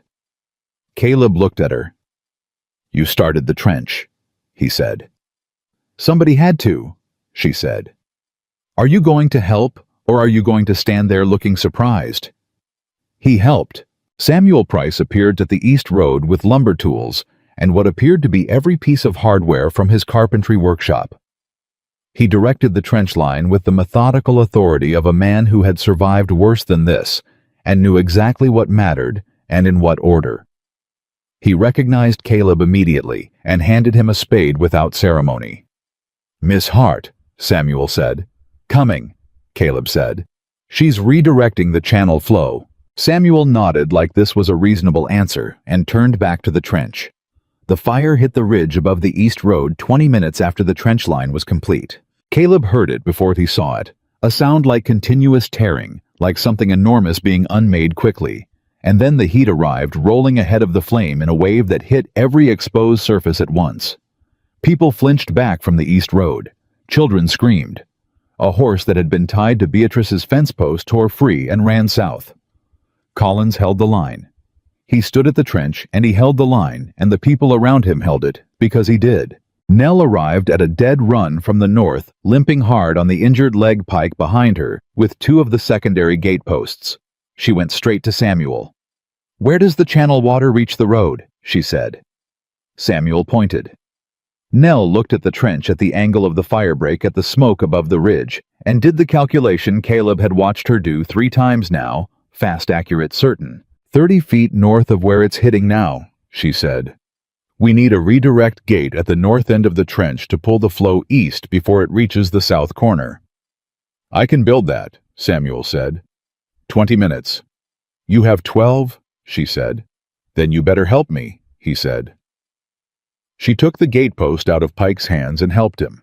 The fire came over the ridge. It came the way wildfire always came in drought country, faster than anyone's idea of fast, more certain than anyone's preparation for certainty.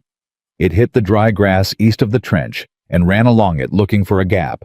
Caleb was at the north end of the trench with 2 ranch hands, and Collins and 4 farm workers he didn't know by name, but recognized by the specific human quality of people who had decided not to run. They soaked blankets and beat back sparks, and held the trench line while the heat pressed against them like a physical thing. He could hear Nell's voice behind him, directing measuring steady, and Samuel's answers, and the hammer sounds of the gatepost being driven into position. He could hear the fire. He could hear it finding the gap at the south corner. "Nell!" he shouted. 10 seconds, she called back. The south corner caught. Not the buildings. The dry grass between the trench and the first fence line. It caught in a 3-foot section and moved fast toward Beatrice Cole's fence post, and then the fence post, and then the first fence rail. Collins got there with a wet blanket and beat it. Took 3 swings. 4. The fire went out on the fence rail and left a black scar. "Now," Nell called. The redirect gate opened. Water from the upper channel hit the east road north of the trench and spread not in the controlled fashion of the gate she'd engineered, because there was no time for controlled, but in the broad, shallow, effective flood of water released in the right direction at the right moment. It reached the south corner of the trench in 45 seconds and ran east along the fire break. The fire found water. The sound it made meeting the water was enormous. Hissing, roaring, the sound of 2 forces meeting at their absolute limits, and steam rose off the east road in white billows that blocked everything from sight for 90 seconds. Caleb stood in the steam and held his shovel and listened. The tearing sound had stopped. He heard Collins coughing 20 feet away. He heard one of Beatrice's children crying, not in terror, in the aftermath of terror, which was a different sound, and a better one. He heard Samuel Price say something in a voice too low to make out. Then he heard Nell. She was standing at the redirect gate, still holding the drive post, and she was looking east into the clearing steam where the fire had been. He crossed to her without deciding to. She didn't look at him when he came up beside her. She was looking at the fire break at the black line where the burn had stopped at the buildings beyond it that were still standing. "The schoolhouse," she said. "Still up," he said. "Beatrice's farmhouse." "Still up." She let out a breath. It was the first time he'd heard her exhale like that, like she'd been holding something in her chest for a long time and had finally found the moment to put it down. He reached over and took the drive post out of her hands. She let him. They stood there for a moment in the steam and the aftermath, shoulder to shoulder without intention, without declaration, without anything except the shared exhaustion of two people who had been moving toward the same thing from different directions for 6 days and had finally arrived at the same place at the same time. Then Vale's voice cut through the settling steam from the north end of the street. "That document is inadmissible." His voice was measured, composed, the voice of a man who had prepared for contingencies. "An unlicensed surveyor and a rancher with no legal standing have no authority to present evidence to any." "It's already on its way to Helena," Nell said. She said it quietly across the settling steam, with the exact tone of someone who has been waiting to say a specific true thing and has finally reached the moment for it. Vale turned toward her. "Tommy left this morning," Nell said, "before the gate was destroyed, before the fire. The invoices and the watershed measurements and the original territorial designation in Tommy Hale's shirt on the North Logging Road hours ago." She looked at Vale. "Whatever you do to me or to this evidence right now doesn't change what's already in Marcus Webb's hands." The quiet that fell over that stretch of Granite Hollow's Main Street was the kind that happened when a large group of people simultaneously understood that a situation had a different shape than they'd thought. Vale looked at the smoke. He looked at the coaches, half-loaded horses still hitched. He looked at Collins, who was watching him with the flat, settled attention of someone who had made up their mind. He took one step toward Nell. Caleb stepped between them. He didn't speak. He didn't threaten.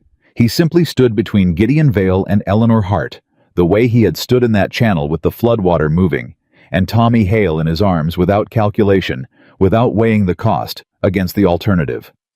Vale looked at him. "You had the most to gain from staying out of this," Vale said. "I had the most to lose," Caleb said. "That's different." Vale reached for the document case at Nell's side, a fast, precise motion, the move of a man who had spent years being faster than people expected. Caleb caught his wrist. Vale swung with his free hand and caught Caleb across the left side, which was where the ribs were already making themselves known from the tunnel wall, and the pain was significant and immediate. Caleb did not let go of the wrist. Vale's free hand went to his jacket pocket. The shot that hit Caleb crossed the left side of his torso below the ribs. Not penetrating deep, the angle wrong for that, but wrong in its own way, burning and immediate. He went down on one knee. Collins moved. He had Vale's arm behind his back before the second the gun on the ground, Vale's face against the wall of the mercantile, with the specific efficiency of a lawman who had remembered in the critical moment what a lawman was for. Nell was beside Caleb before he'd finished going down. Her hands found the wound with the same focused economy she applied to everything, pressing, assessing, not panicking. "How bad?" he said. Lateral, not deep. Her voice was steady. Her hands were steady. Her eyes were not entirely steady, which he noticed and filed in the part of him that was still functioning above the pain. "The documents," he said. "Are in my jacket," she said, "which I am not removing to help you, so stop asking." "I wasn't—" "You were about to," she said. "I know how you think." He looked at her. Her face was 12 inches from his, close enough that he could see the smoke grit on her jaw and the specific worry behind the steadiness she was performing for his benefit. "Nell," he said. "Don't," she said. "I'm not going to say anything dramatic." "Good. I'm going to say something practical," he said. "The documents need to stay dry. You're kneeling in the edge of the water, redirect." She looked down, shifted sideways, looked back at him. "That," she said with something in her voice that was not quite steady and not quite not, is the least romantic thing anyone has ever said to me while bleeding. I'll work on it, he said. Collins had Vale in irons and was calling for 2 men to take him to the jail. Jonah Pike, who had come down the mountain without anyone telling him to and had spent the last hour on the trench line, was giving Collins a statement that Collins was writing down with the concentrated attention of a man making a record that would count.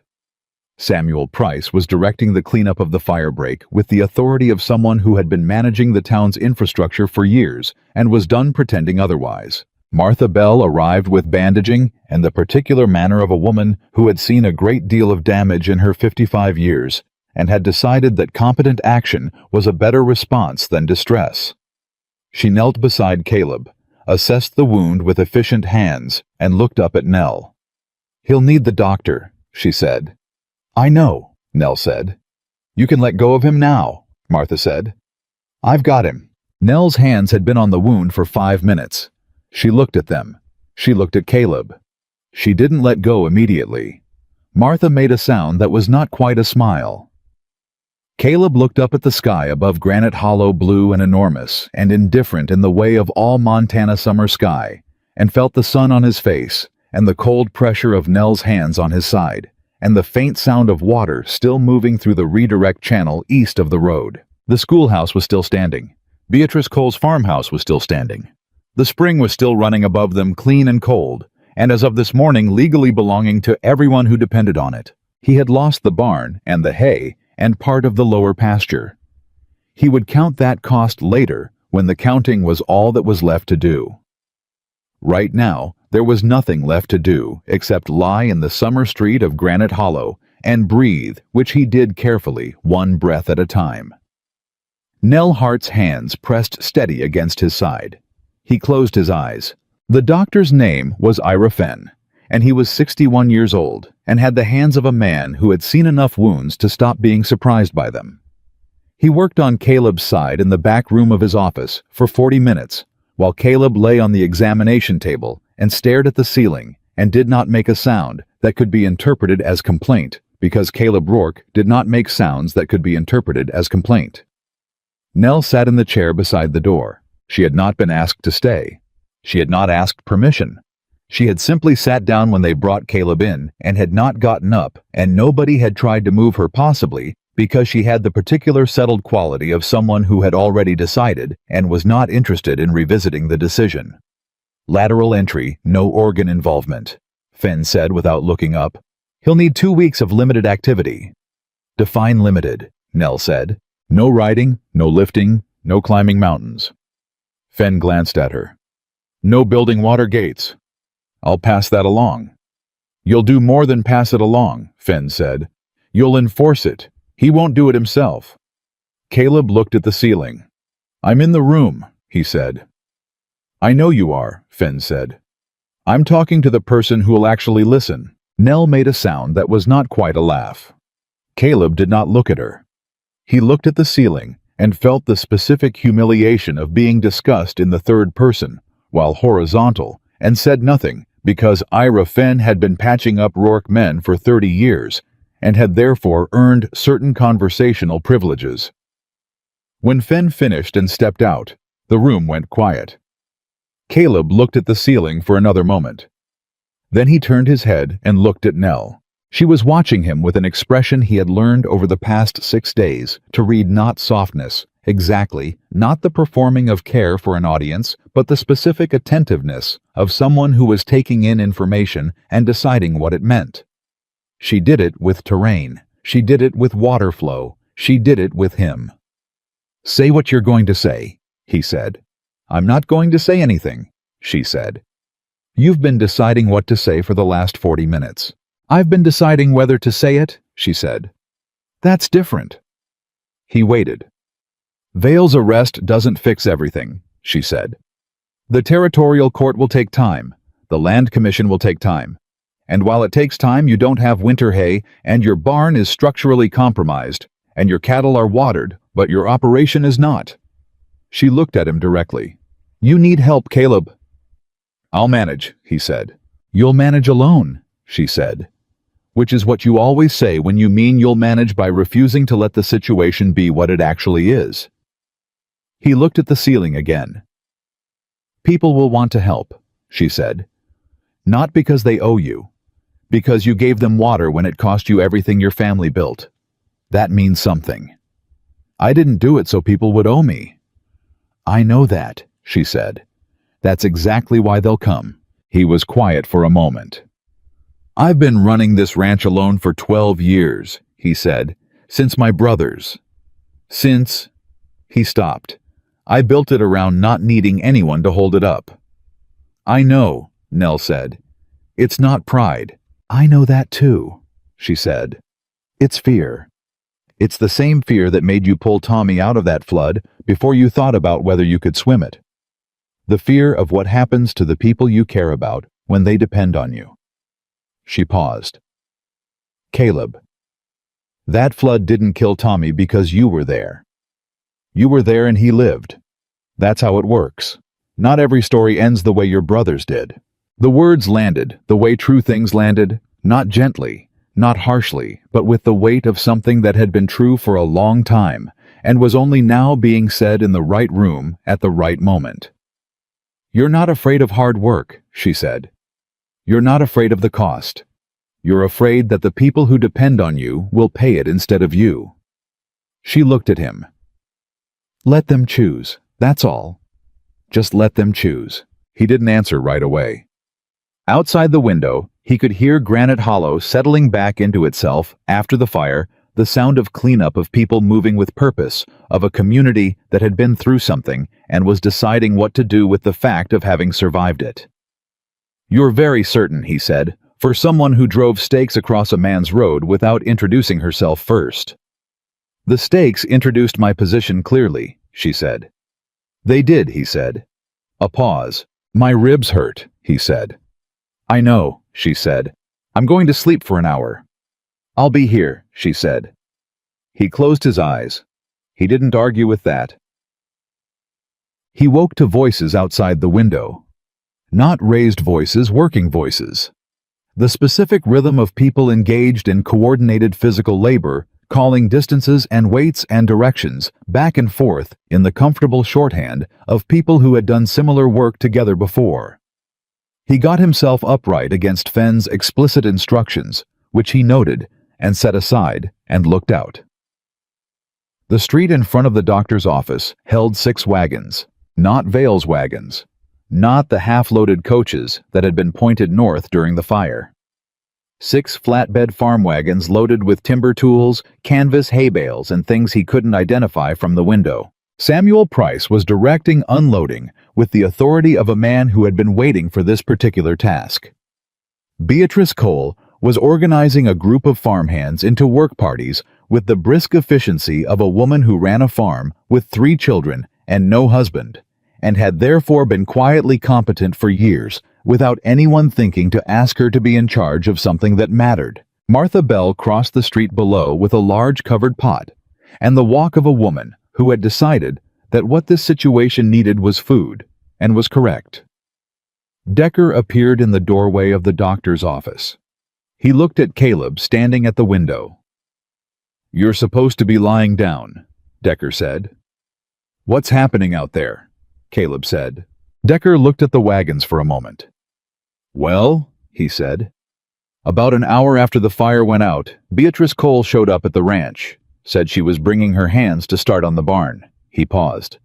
"Then Samuel showed up with lumber. Then Martha organized meals. Then every farm south of the East Road sent someone. Then the families from the North Quarter who didn't get on Vale's coaches started showing up, which was most of them." He stopped again. "Jonah Pike is out there. He asked if he could work. I told him that was your call." Caleb was quiet for the moment. "Let him work," he said. Decker nodded.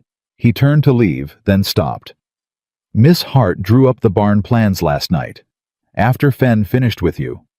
She was at the table in the front room with a candle and the field notebook, and she had the frame design done by midnight." Caleb looked out the window.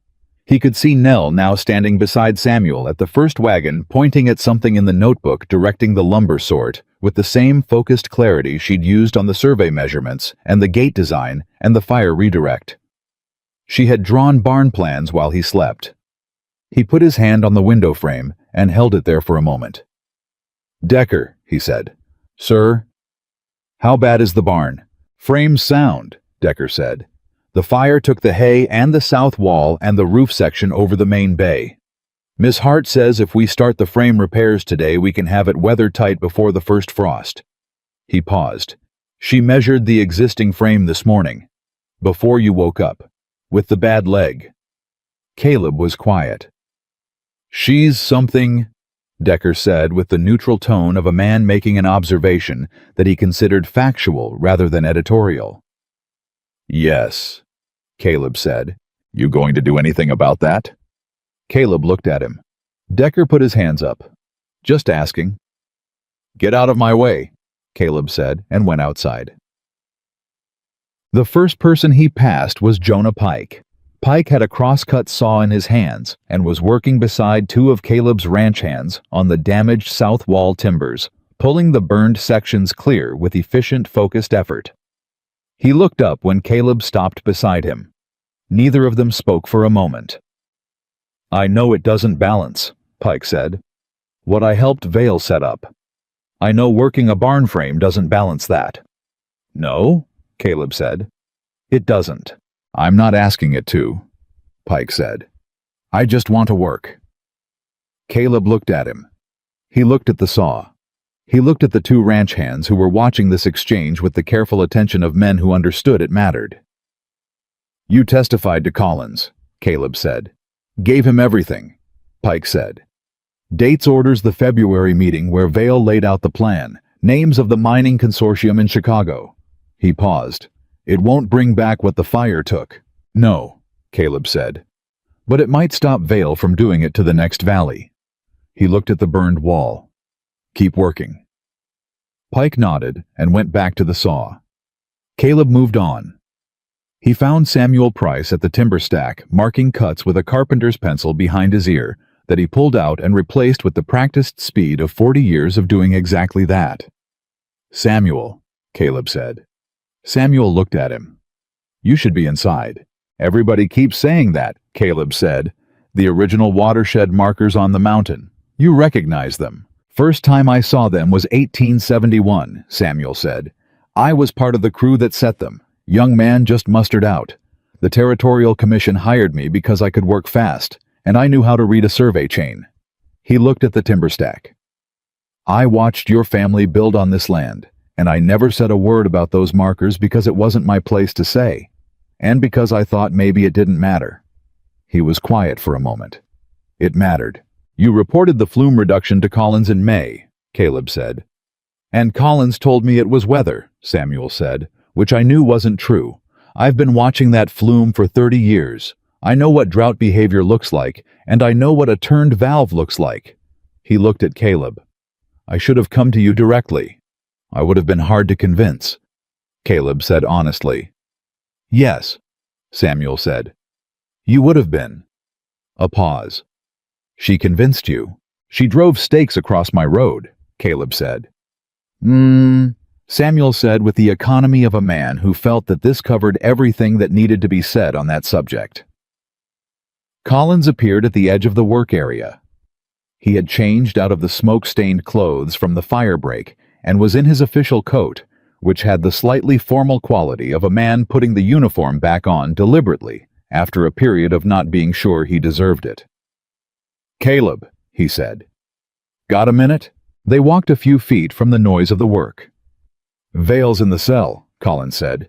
"His lawyer came from Billings this morning fast, which means Vale sent for him yesterday before the fire, which means he knew there was a risk the plan would collapse." He paused. "Tommy Hale reached Helena. Webb's responding.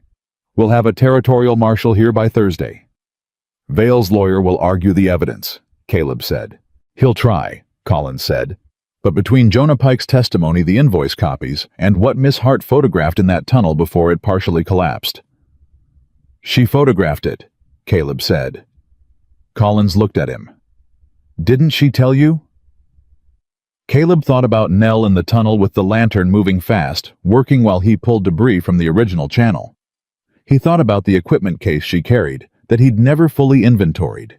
She had a photographic apparatus in that case, Collins said. Small one.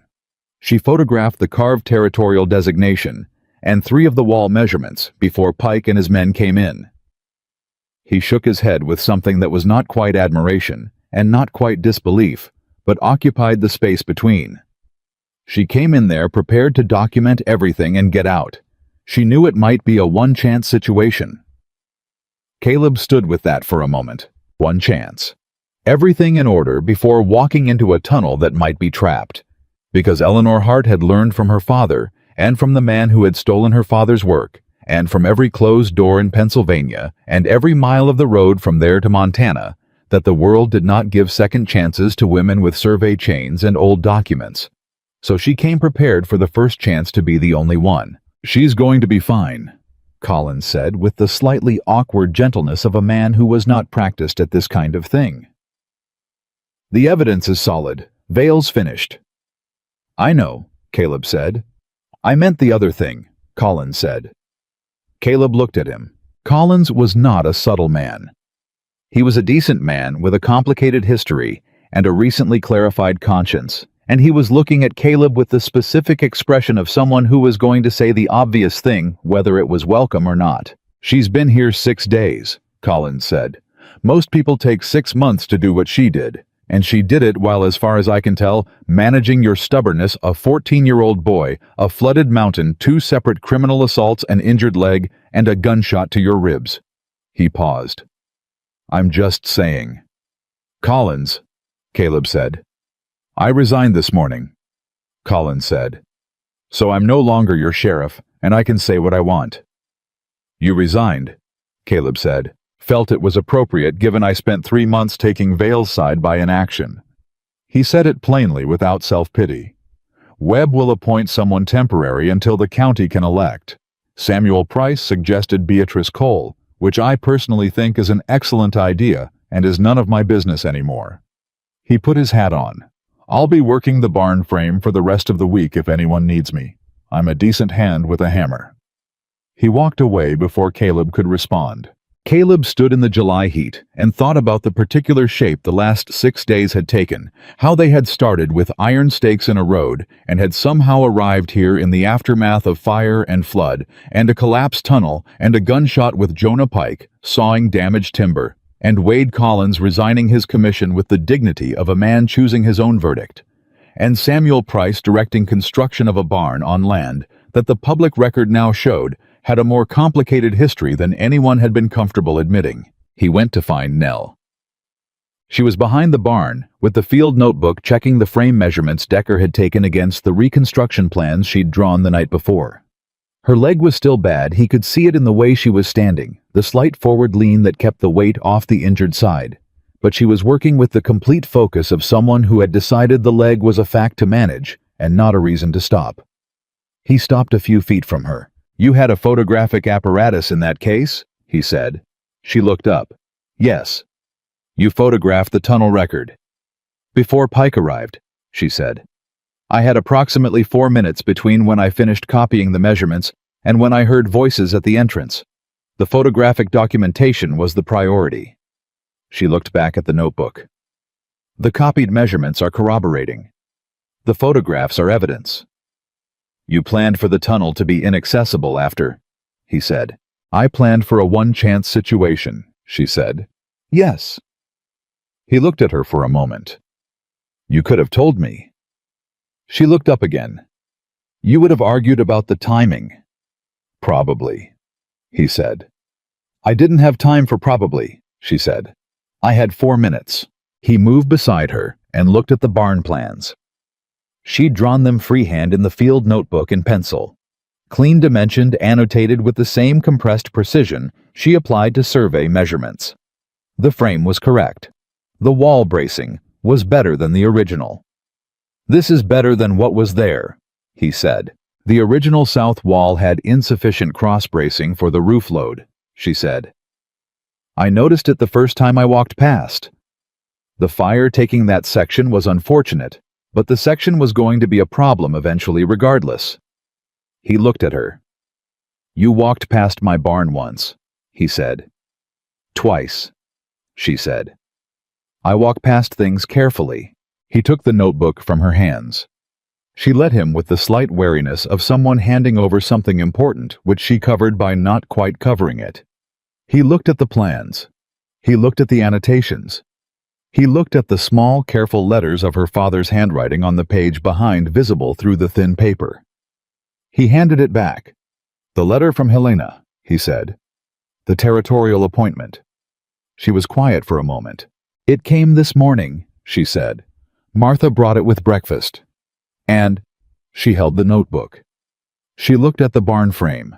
She looked at the annotations in her own handwriting and her father's behind them. "It's what I came west for," she said. "Official recognition, my name on the territorial survey record." She paused. "It's in Helena, permanent position. I'd be gone within the month." The thing that moved through Caleb's chest was specific and immediate and entirely unwelcome. He kept his voice even. "That's what you earned," he said. "Yes," she said. "You fought too hard to have your name on your work," he said. "I'm not going to be another man asking you to make it smaller." She looked at him. "Caleb, I mean it," he said. "Your father's survey is complete. Your name is on the territorial record.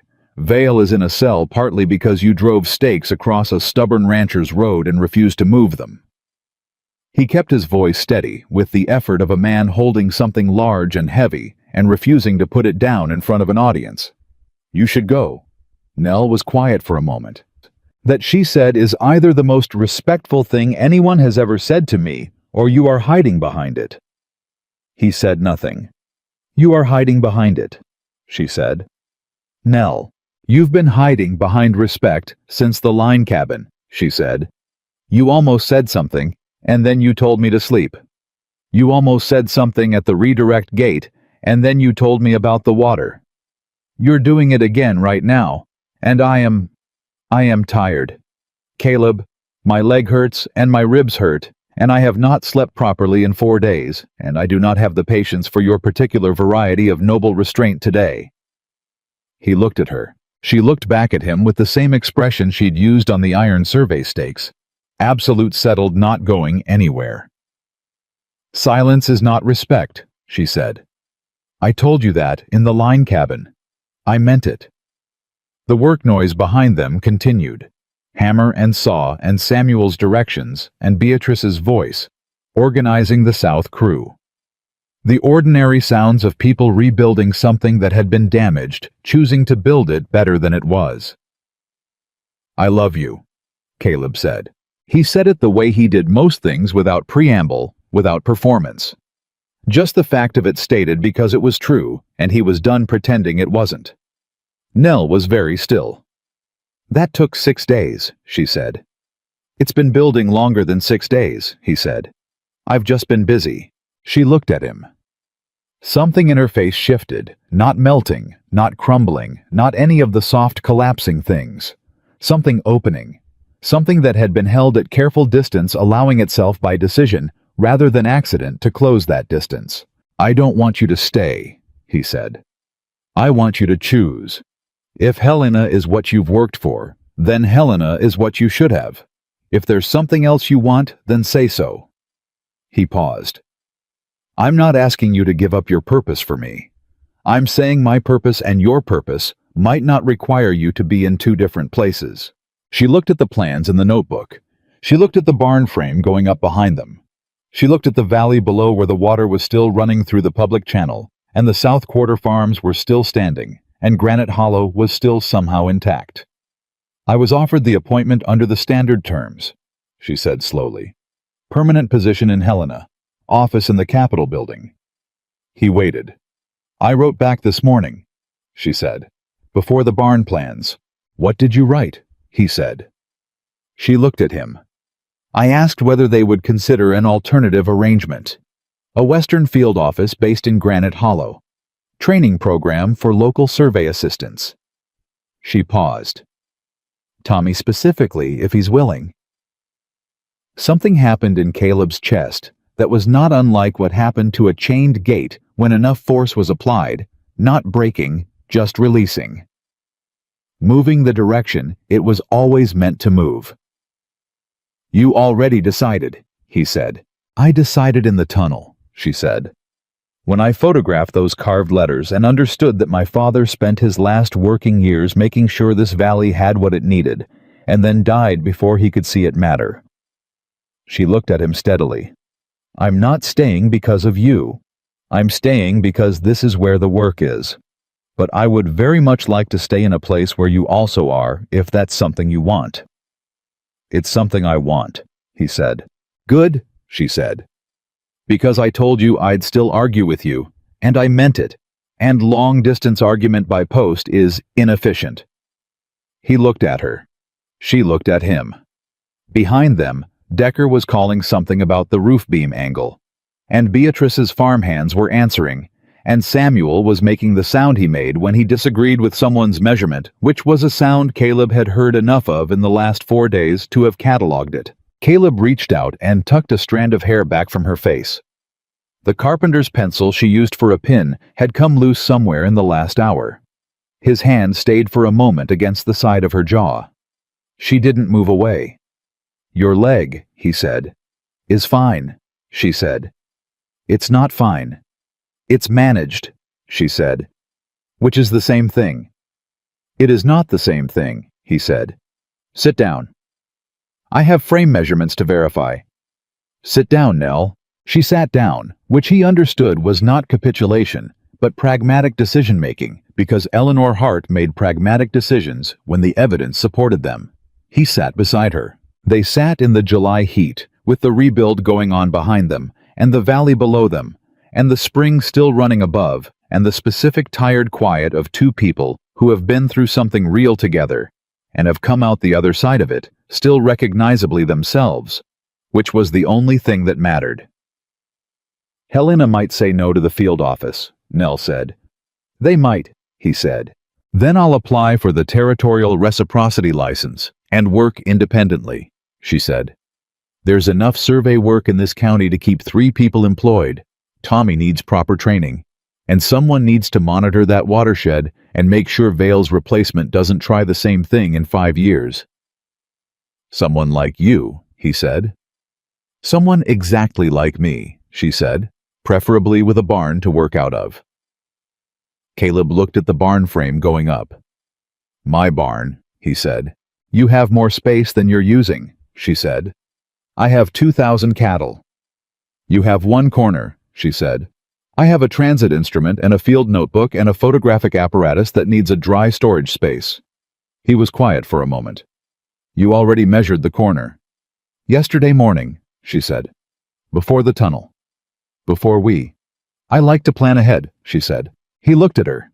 The specific complicated feeling that had been building for 6 days was fully present. Now, not the manageable version he'd been carrying, the one he kept at a distance by telling himself there was always a more pressing thing to attend to, but the whole thing clear and unavoidable and requiring no further analysis. "Nell," he said. "Yes," she said before he'd said the rest. "You don't know what I was going to say." "Yes, I do," she said. A pause. "Can I say it anyway?" he said. She looked at him with the ghost of something not quite a smile more precise than that.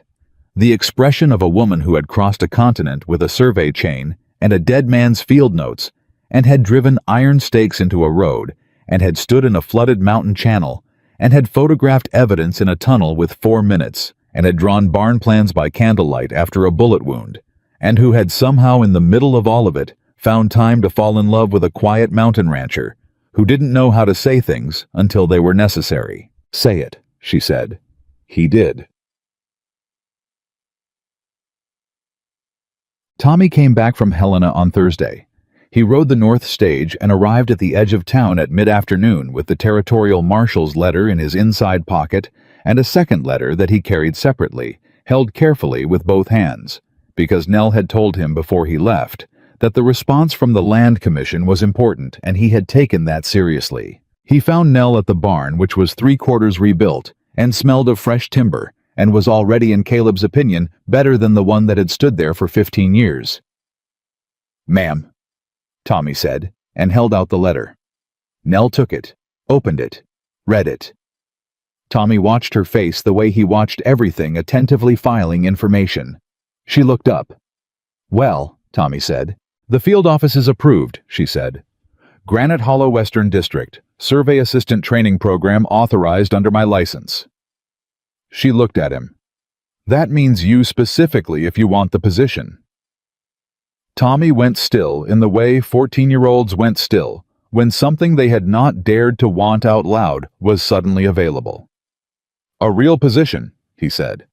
"He paid," she said, "with formal training and a documented apprenticeship that leads to a surveying assistant certification." She paused. "It's hard work, harder than carrying a chain up a mountain." "I know hard work," Tommy said. "I know you do," she said. He exhaled. It was a short, unguarded breath, the sound of someone releasing something they'd been holding without knowing they were holding it. "Yes," he said. "I want it." She nodded. "Then you start Monday." He put his hat back on and tried very hard to look like a professional about it, which was somewhat undermined by the width of the expression he couldn't quite control. Caleb appeared in the barn doorway. "Marshall's here," he said. "Coming in tomorrow," Tommy said, recovering his composure. "He has Vail's full financial record from the Chicago Consortium, and the Chicago investors are cooperating because apparently when federal land fraud is involved, the investors cooperate faster than their lawyers can advise against it." Caleb looked at Nell. She was still holding the letter from Helena. "Good news," he said. "Field office approved," she said. "Tommy is our first official survey assistant." Caleb looked at Tommy. "Survey assistant," he said. "Yes, sir," Tommy said with the gravity of someone testing a new title. Caleb nodded once. He looked at Nell. Something passed between them that Tommy filed and did not comment on because Tommy Hale was 14 and perceptive and understood that some exchanges were not his to interpret. "Supper's at Martha's," Caleb said. "Samuel wants to show you the Water Council charter he's been drafting." "A charter," Nell said. 5 members, Caleb said. "Ranchers, farmers, laborers, and 1 representative from the women property holders. Samuel's been working on it since the night of the fire." He paused. "He's put Beatrice Cole's name as first elected member. He asked if you'd witness the document."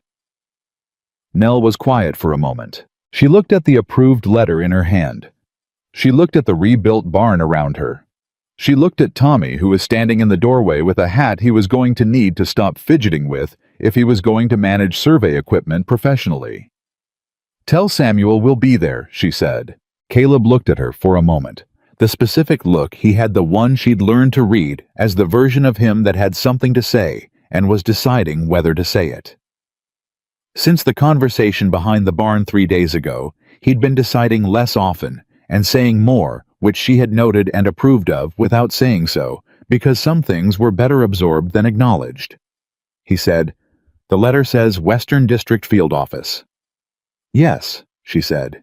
"Means you'll be here a while," he said. "Means I'll be here indefinitely," she said. "The district boundaries are generous." He held the door for her. She walked through, and Granite Hollow moved into the long, late afternoon light of a July day that was cooling finally mercifully with something that felt like the first real promise of the drought. Breaking a shift in the air, a darkness building over the western ridge that smelled of rain coming, and the water in the public channel ran steady and clean through the heart of the valley, and in the barn behind them, Tommy Hale practiced writing his new title on a scrap of survey paper until he got it exactly right. The rain came that night, not the gentle kind, not the apologetic summer drizzle that teased drought country and left the ground harder than it found it. This was the real thing, the kind of rain that Granite Hollow had been praying for since May, that hit the roof of Martha Bell's boarding house like it had been saving itself up, and had finally decided to spend everything at once.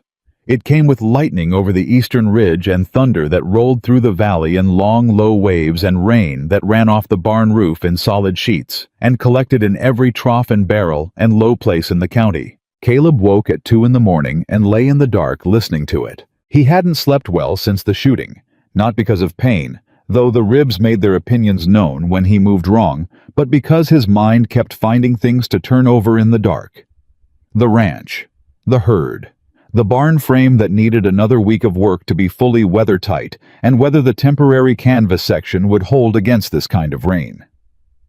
The Water Council charter that Samuel had spent 3 evenings drafting on the kitchen table at Martha's with Nell and Beatrice, and 2 of the South Quarter ranchers, the kind of document that didn't look like much from outside, but meant everything about how a community decided to see itself going forward. He lay there listening to the rain fill the valley.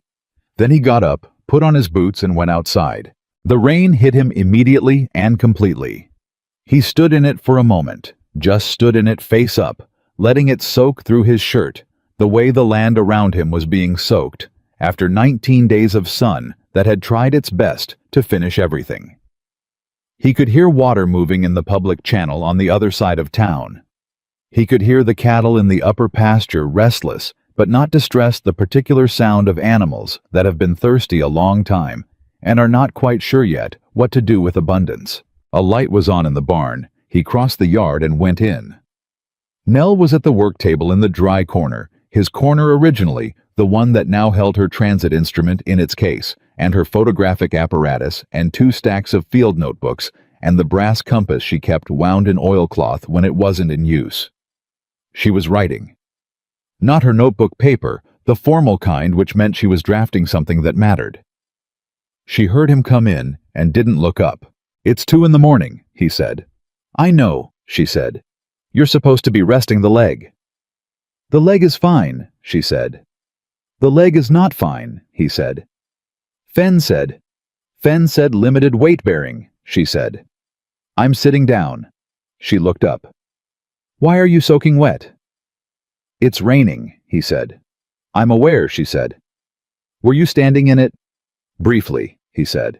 "Poha." She looked at him with the expression she used when his decisions were technically defensible and practically baffling, which was an expression he had become familiar with and did not entirely mind. She pointed at the empty chair beside the table without speaking. He pulled it out and sat, and she went back to writing. "What are you drafting?" he said. "Survey methodology proposal," she said, "for the Water Council. They need a standardized monitoring protocol for the spring volume seasonal measurements documented at consistent intervals so that any future diversion attempt shows up immediately in the record, instead of gradually over 6 months while everyone assumes it's weather." She kept writing. "If we'd had this protocol in February, Samuel's report to Collins would have had numbers behind it instead of observation. Collins might have acted. Collins might not have," Caleb said. "He still owed his debt to Vale." "The numbers would have made his inaction harder to sustain," she said. "That's the point. You make the truth easy to see and hard to ignore." He watched her write for a moment. "You're doing this for the next time," he said. "There's always a next time," she said. "Vale was specific. The pattern isn't. Any man with enough money and enough patience can do what he did to this valley if the community doesn't have documentation that makes the manipulation visible." She looked at him. "The charter protects the water. The monitoring protocol protects the charter. You need both." "How long will the protocol take to implement?" he said. "Tommy can run the standard measurements in 3 hours once a month year-round," she said. "I'm designing it so that any literate person with basic training can execute it. It doesn't require a licensed surveyor." She paused. "In 10 years, it'll be normal here.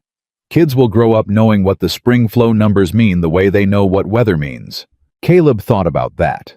About a version of Granite Hollow, where a 14-year-old boy with a survey chain was as ordinary as a ranch hand with a rope, where the record was just part of how things worked, not something a woman had to cross a continent to rescue. "Your father would have liked that," he said. Nell's hand slowed on the paper, just for a moment. "Yes," she said. "He would have." She went back to writing. He sat with her in the dry corner of the rebuilt barn while the rain dismantled the drought outside, and neither of them needed to fill the quiet with anything, which was its own kind of thing. The Water Council charter was signed on a Tuesday, Samuel Price had chosen the location, the public pump at the center of Main Street, because that was where the drought had first made itself undeniable and where the community had first understood what it stood to lose. 8 people stood around it in the morning light. Samuel Beatrice Cole, 2 South Quarter ranchers named Hicks and Larson, who had kept their distance through most of the crisis and had been quiet and present at the barn rebuild, and were here now a young woman named Clara Yates, who had been elected by the women property holders with a speed that suggested they'd had a candidate in mind for some time, Nell, Tommy, and Caleb. Collins was not there. He had left Granite Hollow the week before, quietly heading east. He'd shaken Caleb's hand at the stage station and said he needed to figure out who he was when he wasn't compromised, which Caleb had understood and respected without saying so. The territorial marshal had left after taking Vale's full deposition and confirming that the Chicago Consortium's cooperation had produced enough additional evidence that the trial, whenever it came, would not be a close thing. Vale was in the Billings jail now, which was further away and more secure, and his lawyer was negotiating rather than fighting, which was the legal equivalent of a man who knew he was downstream from a broken dam. Samuel read the charter aloud. It was not a long document. Samuel was not a man who used more words than a thing required. It established the 5-member council, defined the spring as a public watershed under the 1873 territorial designation. Nell's documentation and photographs had been formally accepted into the territorial record 2 days earlier, set the measurement protocol as a required quarterly report, and named the specific conditions under which no single rancher company or official could alter the water flow without council approval and territorial notification. The last line read, "This charter is made in the name of every family in this valley that carried a bucket when they should have turned a tap." Beatrice Cole had written that line. When Samuel finished reading, nobody spoke for a moment. Then Clara Yates said, "Who has a pen?"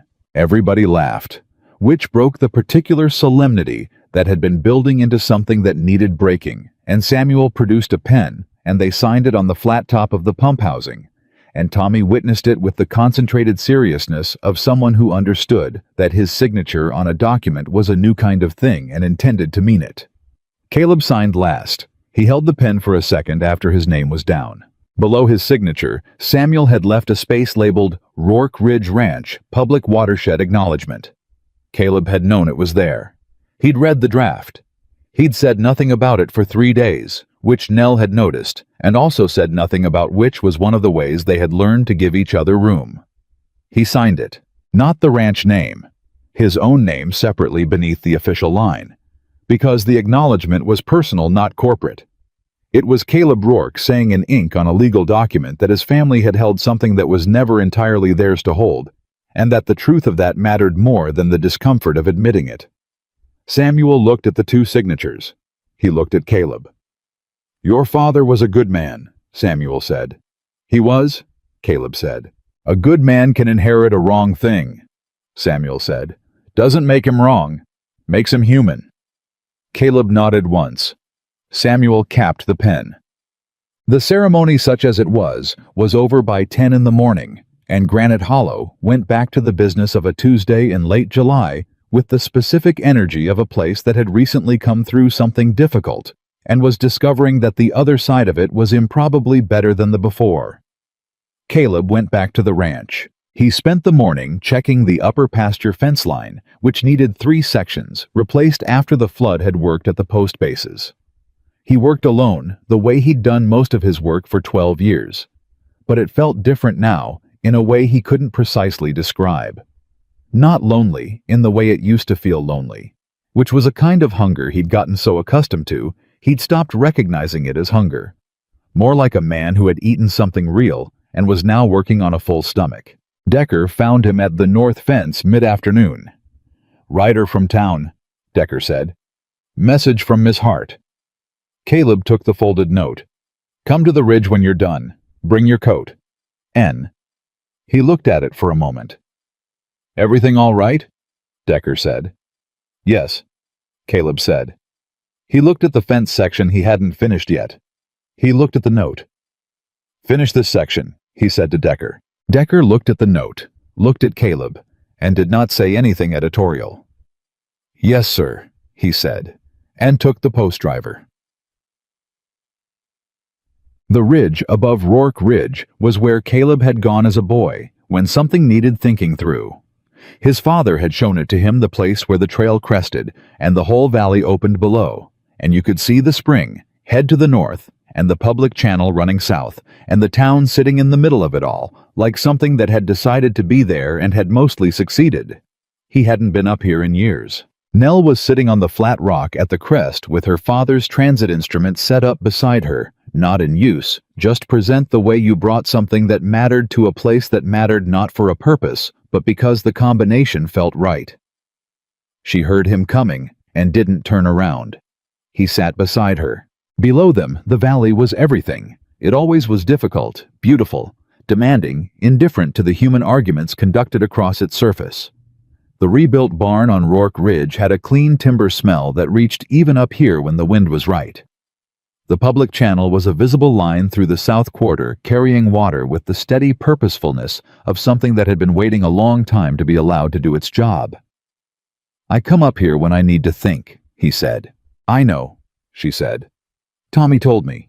He said you used to come up here when you were a boy, and your father would know to leave you alone until you came back down." "Tommy talks a great deal," Caleb said. "Tommy talks exactly the right amount," she said. "You just aren't used to people who notice things about you and say them out loud." He looked at the valley. She was right, which he didn't say, because she already knew it. "Helena sent a formal confirmation this morning," she said. "The field office paperwork is complete. I'm officially on the territorial survey record as District Surveyor, Granite Hollow Western District." She paused. "My name, my license, my field notes cited as primary documentation for the watershed designation." He turned to look at her. Her face was doing something he'd only seen once or twice.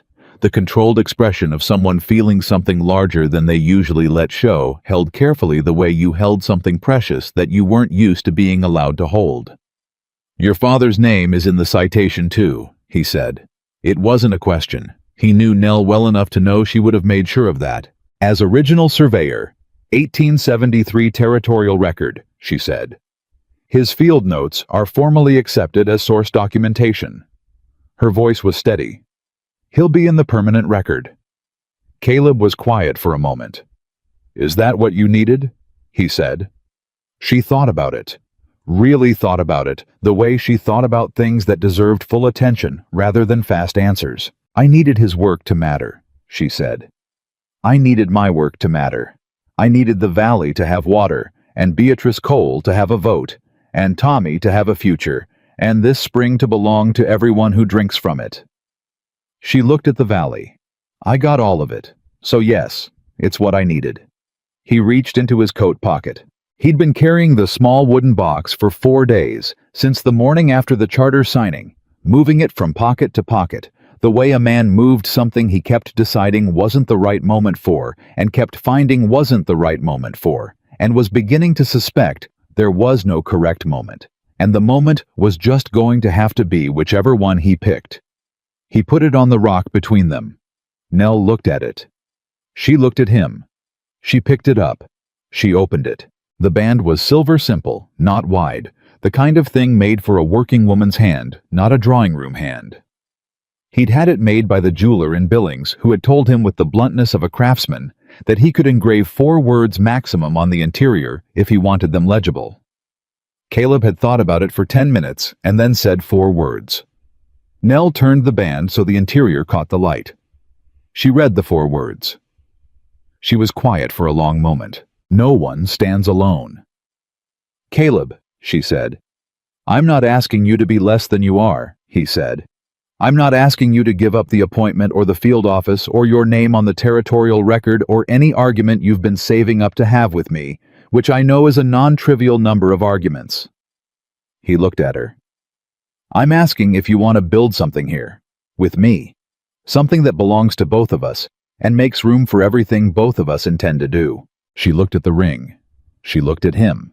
She looked at the valley below, which was, it had to be acknowledged, a fairly extraordinary backdrop for this particular moment, and Nell was not a woman who ignored the quality of evidence available to her. "I told you in the barn," she said. I'm already here." "I know," he said. "But this is different from here." "How?" she said. "Because here can be temporary," he said. "What I'm asking isn't temporary." She held the ring in her palm and looked at it for a long moment. Then she looked at him with the full, unguarded directness that she'd aimed at him since the day she drove stakes across his road, the look that didn't perform and didn't protect itself and didn't leave anything important out. "Yes," she said. He took the ring from her palm and put it on her finger himself. Her hand was steady. His was after a moment steady too. She looked at her hand. She looked at him. "I'm still going to argue with you about the barn storage corner," she said. "I know," he said, "and the cattle schedule during survey weeks." "We'll figure it out," he said. "And I'm going to need a second work table. The current one isn't sufficient for the monitoring protocol documentation." He looked at her. "Nell." "Yes." "Stop negotiating for a minute," he said. She stopped. He kissed her there on the ridge above Rourke Ridge, with the whole valley laid out below them, and the spring running somewhere above them, and the late summer sky enormous and unhurried over all of it. She kissed him back, without any negotiation at all. When they came down from the ridge, the light was going gold. The way it went gold in Montana in late July, slowly, thoroughly turning everything it touched into something that looked like it mattered more than it had an hour ago. They came down together, not in any rush, with the particular ease of people who have somewhere to be, and know it isn't going anywhere.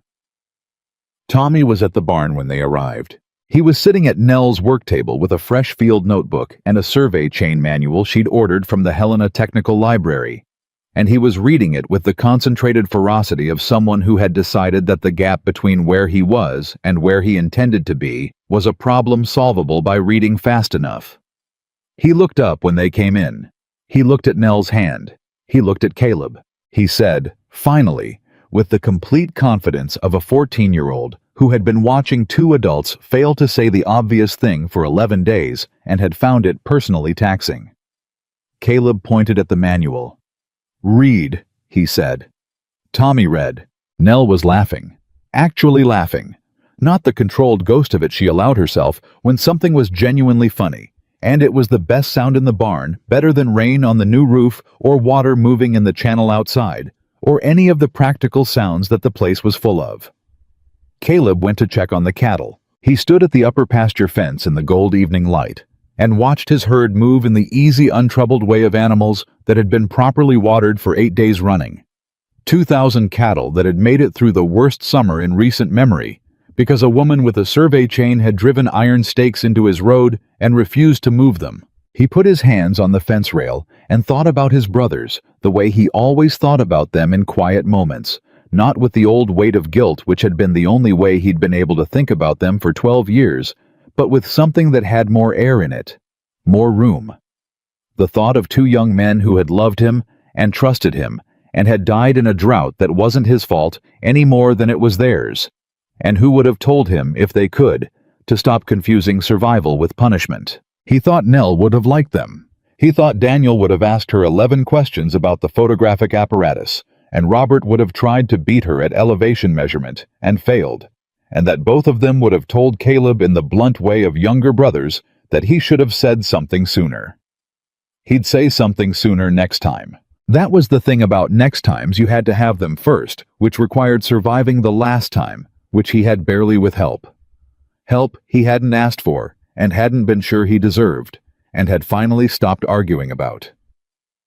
He walked back to the barn. 3 weeks later, on the first morning of August, the new public water gate was opened. Samuel had built it himself with Nell's design and Jonah Pike's labor. Pike had stayed in Granite Hollow, which surprised some people and had not surprised Caleb, because a man who had turned around in a tunnel at the critical moment was a man working something out, and you didn't work things out by leaving. He had no official status. He showed up where work was happening and did it. People had begun to treat him the way communities treated anyone who demonstrated consistent usefulness over time, with cautious provisional acceptance that would become something else eventually. The gate opening was not a ceremony in the planned sense. It was a Tuesday morning, and people had work to do, and the Water Council had decided that making a production of it would take time they could use for other things. But word had gotten around the way word got around in small communities, and by the time Samuel was ready to open the main valve, there were 40 people at the upper channel and more arriving from the south quarter on foot. Beatrice Cole brought her 3 children, who stood in a line beside her with the solemn attention of children who had been told this was important and were taking that seriously. Martha Bell brought coffee in a large pot and distributed it without asking whether anyone wanted any, which was Martha Bell's management philosophy applied to all situations. Tommy had his field notebook out and was taking the inaugural flow measurement, which Nell had told him would be the baseline for all future monitoring records, and which he was therefore treating with the appropriate reverence. Caleb stood back from the main group. He was watching Nell move through the people gathered at the gate, talking to Hicks and Larson about the distribution schedule, answering a question from Clara Yates about the monitoring protocol, crouching down to show Beatrice's youngest daughter something in the field notebook that made the girl's face go wide with interest. She moved through Granite Hollow the way she'd moved up his mountain that first morning, sure-footed, purposeful, without any performance of belonging, because she didn't need to perform it anymore. She had simply somewhere in the last 3 weeks become part of how this place worked. Samuel opened the valve. Water moved through the new gate with a sound that was nothing like the desperate explosive roar of the flood or the controlled rush of the emergency redirect. It was quieter than either of those things. Steadier. The ordinary sound of water doing what water did when it was allowed to go where it was needed, unhurried, certain belonging to everyone downstream. The children at the front of the group reached into the new trough at the base of the gate and came up with wet hands, and the youngest of Beatrice's daughters turned to her mother with water dripping off her fingers and said, "Mama, it's cold," with the pure delight of a child who had been carrying buckets for 19 days and had not quite believed until this moment that the normal thing would be restored. Beatrice put her hand on her daughter's head. Nobody made a speech. Nobody needed to. Nell came through the group to where Caleb was standing. She stood beside him and they watched the water run and the people standing around it, ranchers and farmers, and a carpenter, and a former sheriff and a foreman making something of his second chance, and a 14-year-old boy with a field notebook, and a widowed mother with 3 children, and a new seat on the Water Council, all of them doing the ordinary human thing of being glad together, which was the best any community could really offer. "Tommy's measurement is good," she said. "I figured it would be," he said. "The baseline is stronger than I projected," she said. "The drought damage to the spring head was less than I feared. By October, the seasonal flow should normalize fully." "That's good news," he said. "Yes," she said. "It is." He looked at her hand on the fence rail beside his. The silver band caught the morning light. "Any regrets?" he said. She turned to look at him with the full attention she gave everything she thought deserved full attention. "About the field office," she said. "About any of it," he said. She thought about it for a real moment. Not the pause that meant hesitation. The pause that meant she was being honest rather than reflexively reassuring, which was the only kind of answer Caleb had ever wanted from her. "I regret that it took a drought and a fraud and dynamite and a wildfire," she said. "I would have preferred to prove the watershed claim through normal legal channels without anyone getting shot." "Reasonable regret," he said. "I don't regret the stakes," she said. "The stakes in my road?" he said. "Yes," she said. "I would drive them again." "I know," he said. "Would you stop for them again?" she said. He thought about that morning, the violent stop, the overheated cattle, the woman who would not move, and the argument he had been losing since before he understood he was in one. "Yes," he said. "Good," she said. "Because I intend to drive stakes again, metaphorically, across various roads, throughout our life together." "I'm aware," he said. "And you're not going to argue about it," she said. "I'm going to argue about it every single time," he said. "And then I'm going to trust your measurements." She smiled. The full version, the one he'd been seeing more of in the last 3 weeks, the one that didn't hold anything back because she'd decided he was someone worth showing it to. "That," she said, "is the most romantic thing you've ever said to me." "I'll work on doing better," he said. "Don't," she said. "It suits you." Below them, Tommy called out the baseline measurement in his clear, carrying voice. Cubic feet per hour, elevation differential channel width, at 3 monitoring points. And Samuel wrote it down in the official record with the careful, permanent handwriting of a man who knew that records were how the truth survived long enough to matter. And the water ran. It ran through the public channel, and through the cattle feed, and through the gate Samuel had built, and the valley Nell had mapped, and the town that had come closer to losing itself than it wanted to remember, and had decided finally to protect what it had by making the protection belong to everyone. The mountain remained wild. The land remained hard. The summers in this part of Montana would always be long, and the winters would always arrive without apology, and there would be other droughts, and other men who looked at a community's survival and saw a business opportunity, and there would have to be people ready to drive stakes in the road when that happened. Caleb Rourke, who had spent 12 years believing that distance was the only way to keep people safe, had learned something different. He had learned it from a woman with a survey chain and his brother's memory, and a town that showed up with wagons and timber when he had nothing left to rebuild with on his own. You did not protect people by keeping them at arm's length.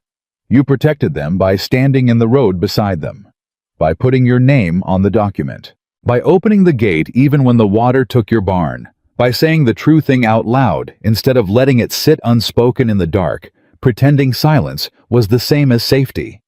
It wasn't. It never had been. And Caleb Rourke, broad-shouldered, sun-weathered quiet in the way of men who had finally found something worth being quiet about, stood on the ridge of his rebuilt life with Nell Hart's hand in his, and the whole valley spread below them, and understood simply and without drama that a man was not measured by how much he could hold. He was measured by what he was willing to open, and he had opened everything, and the water ran free.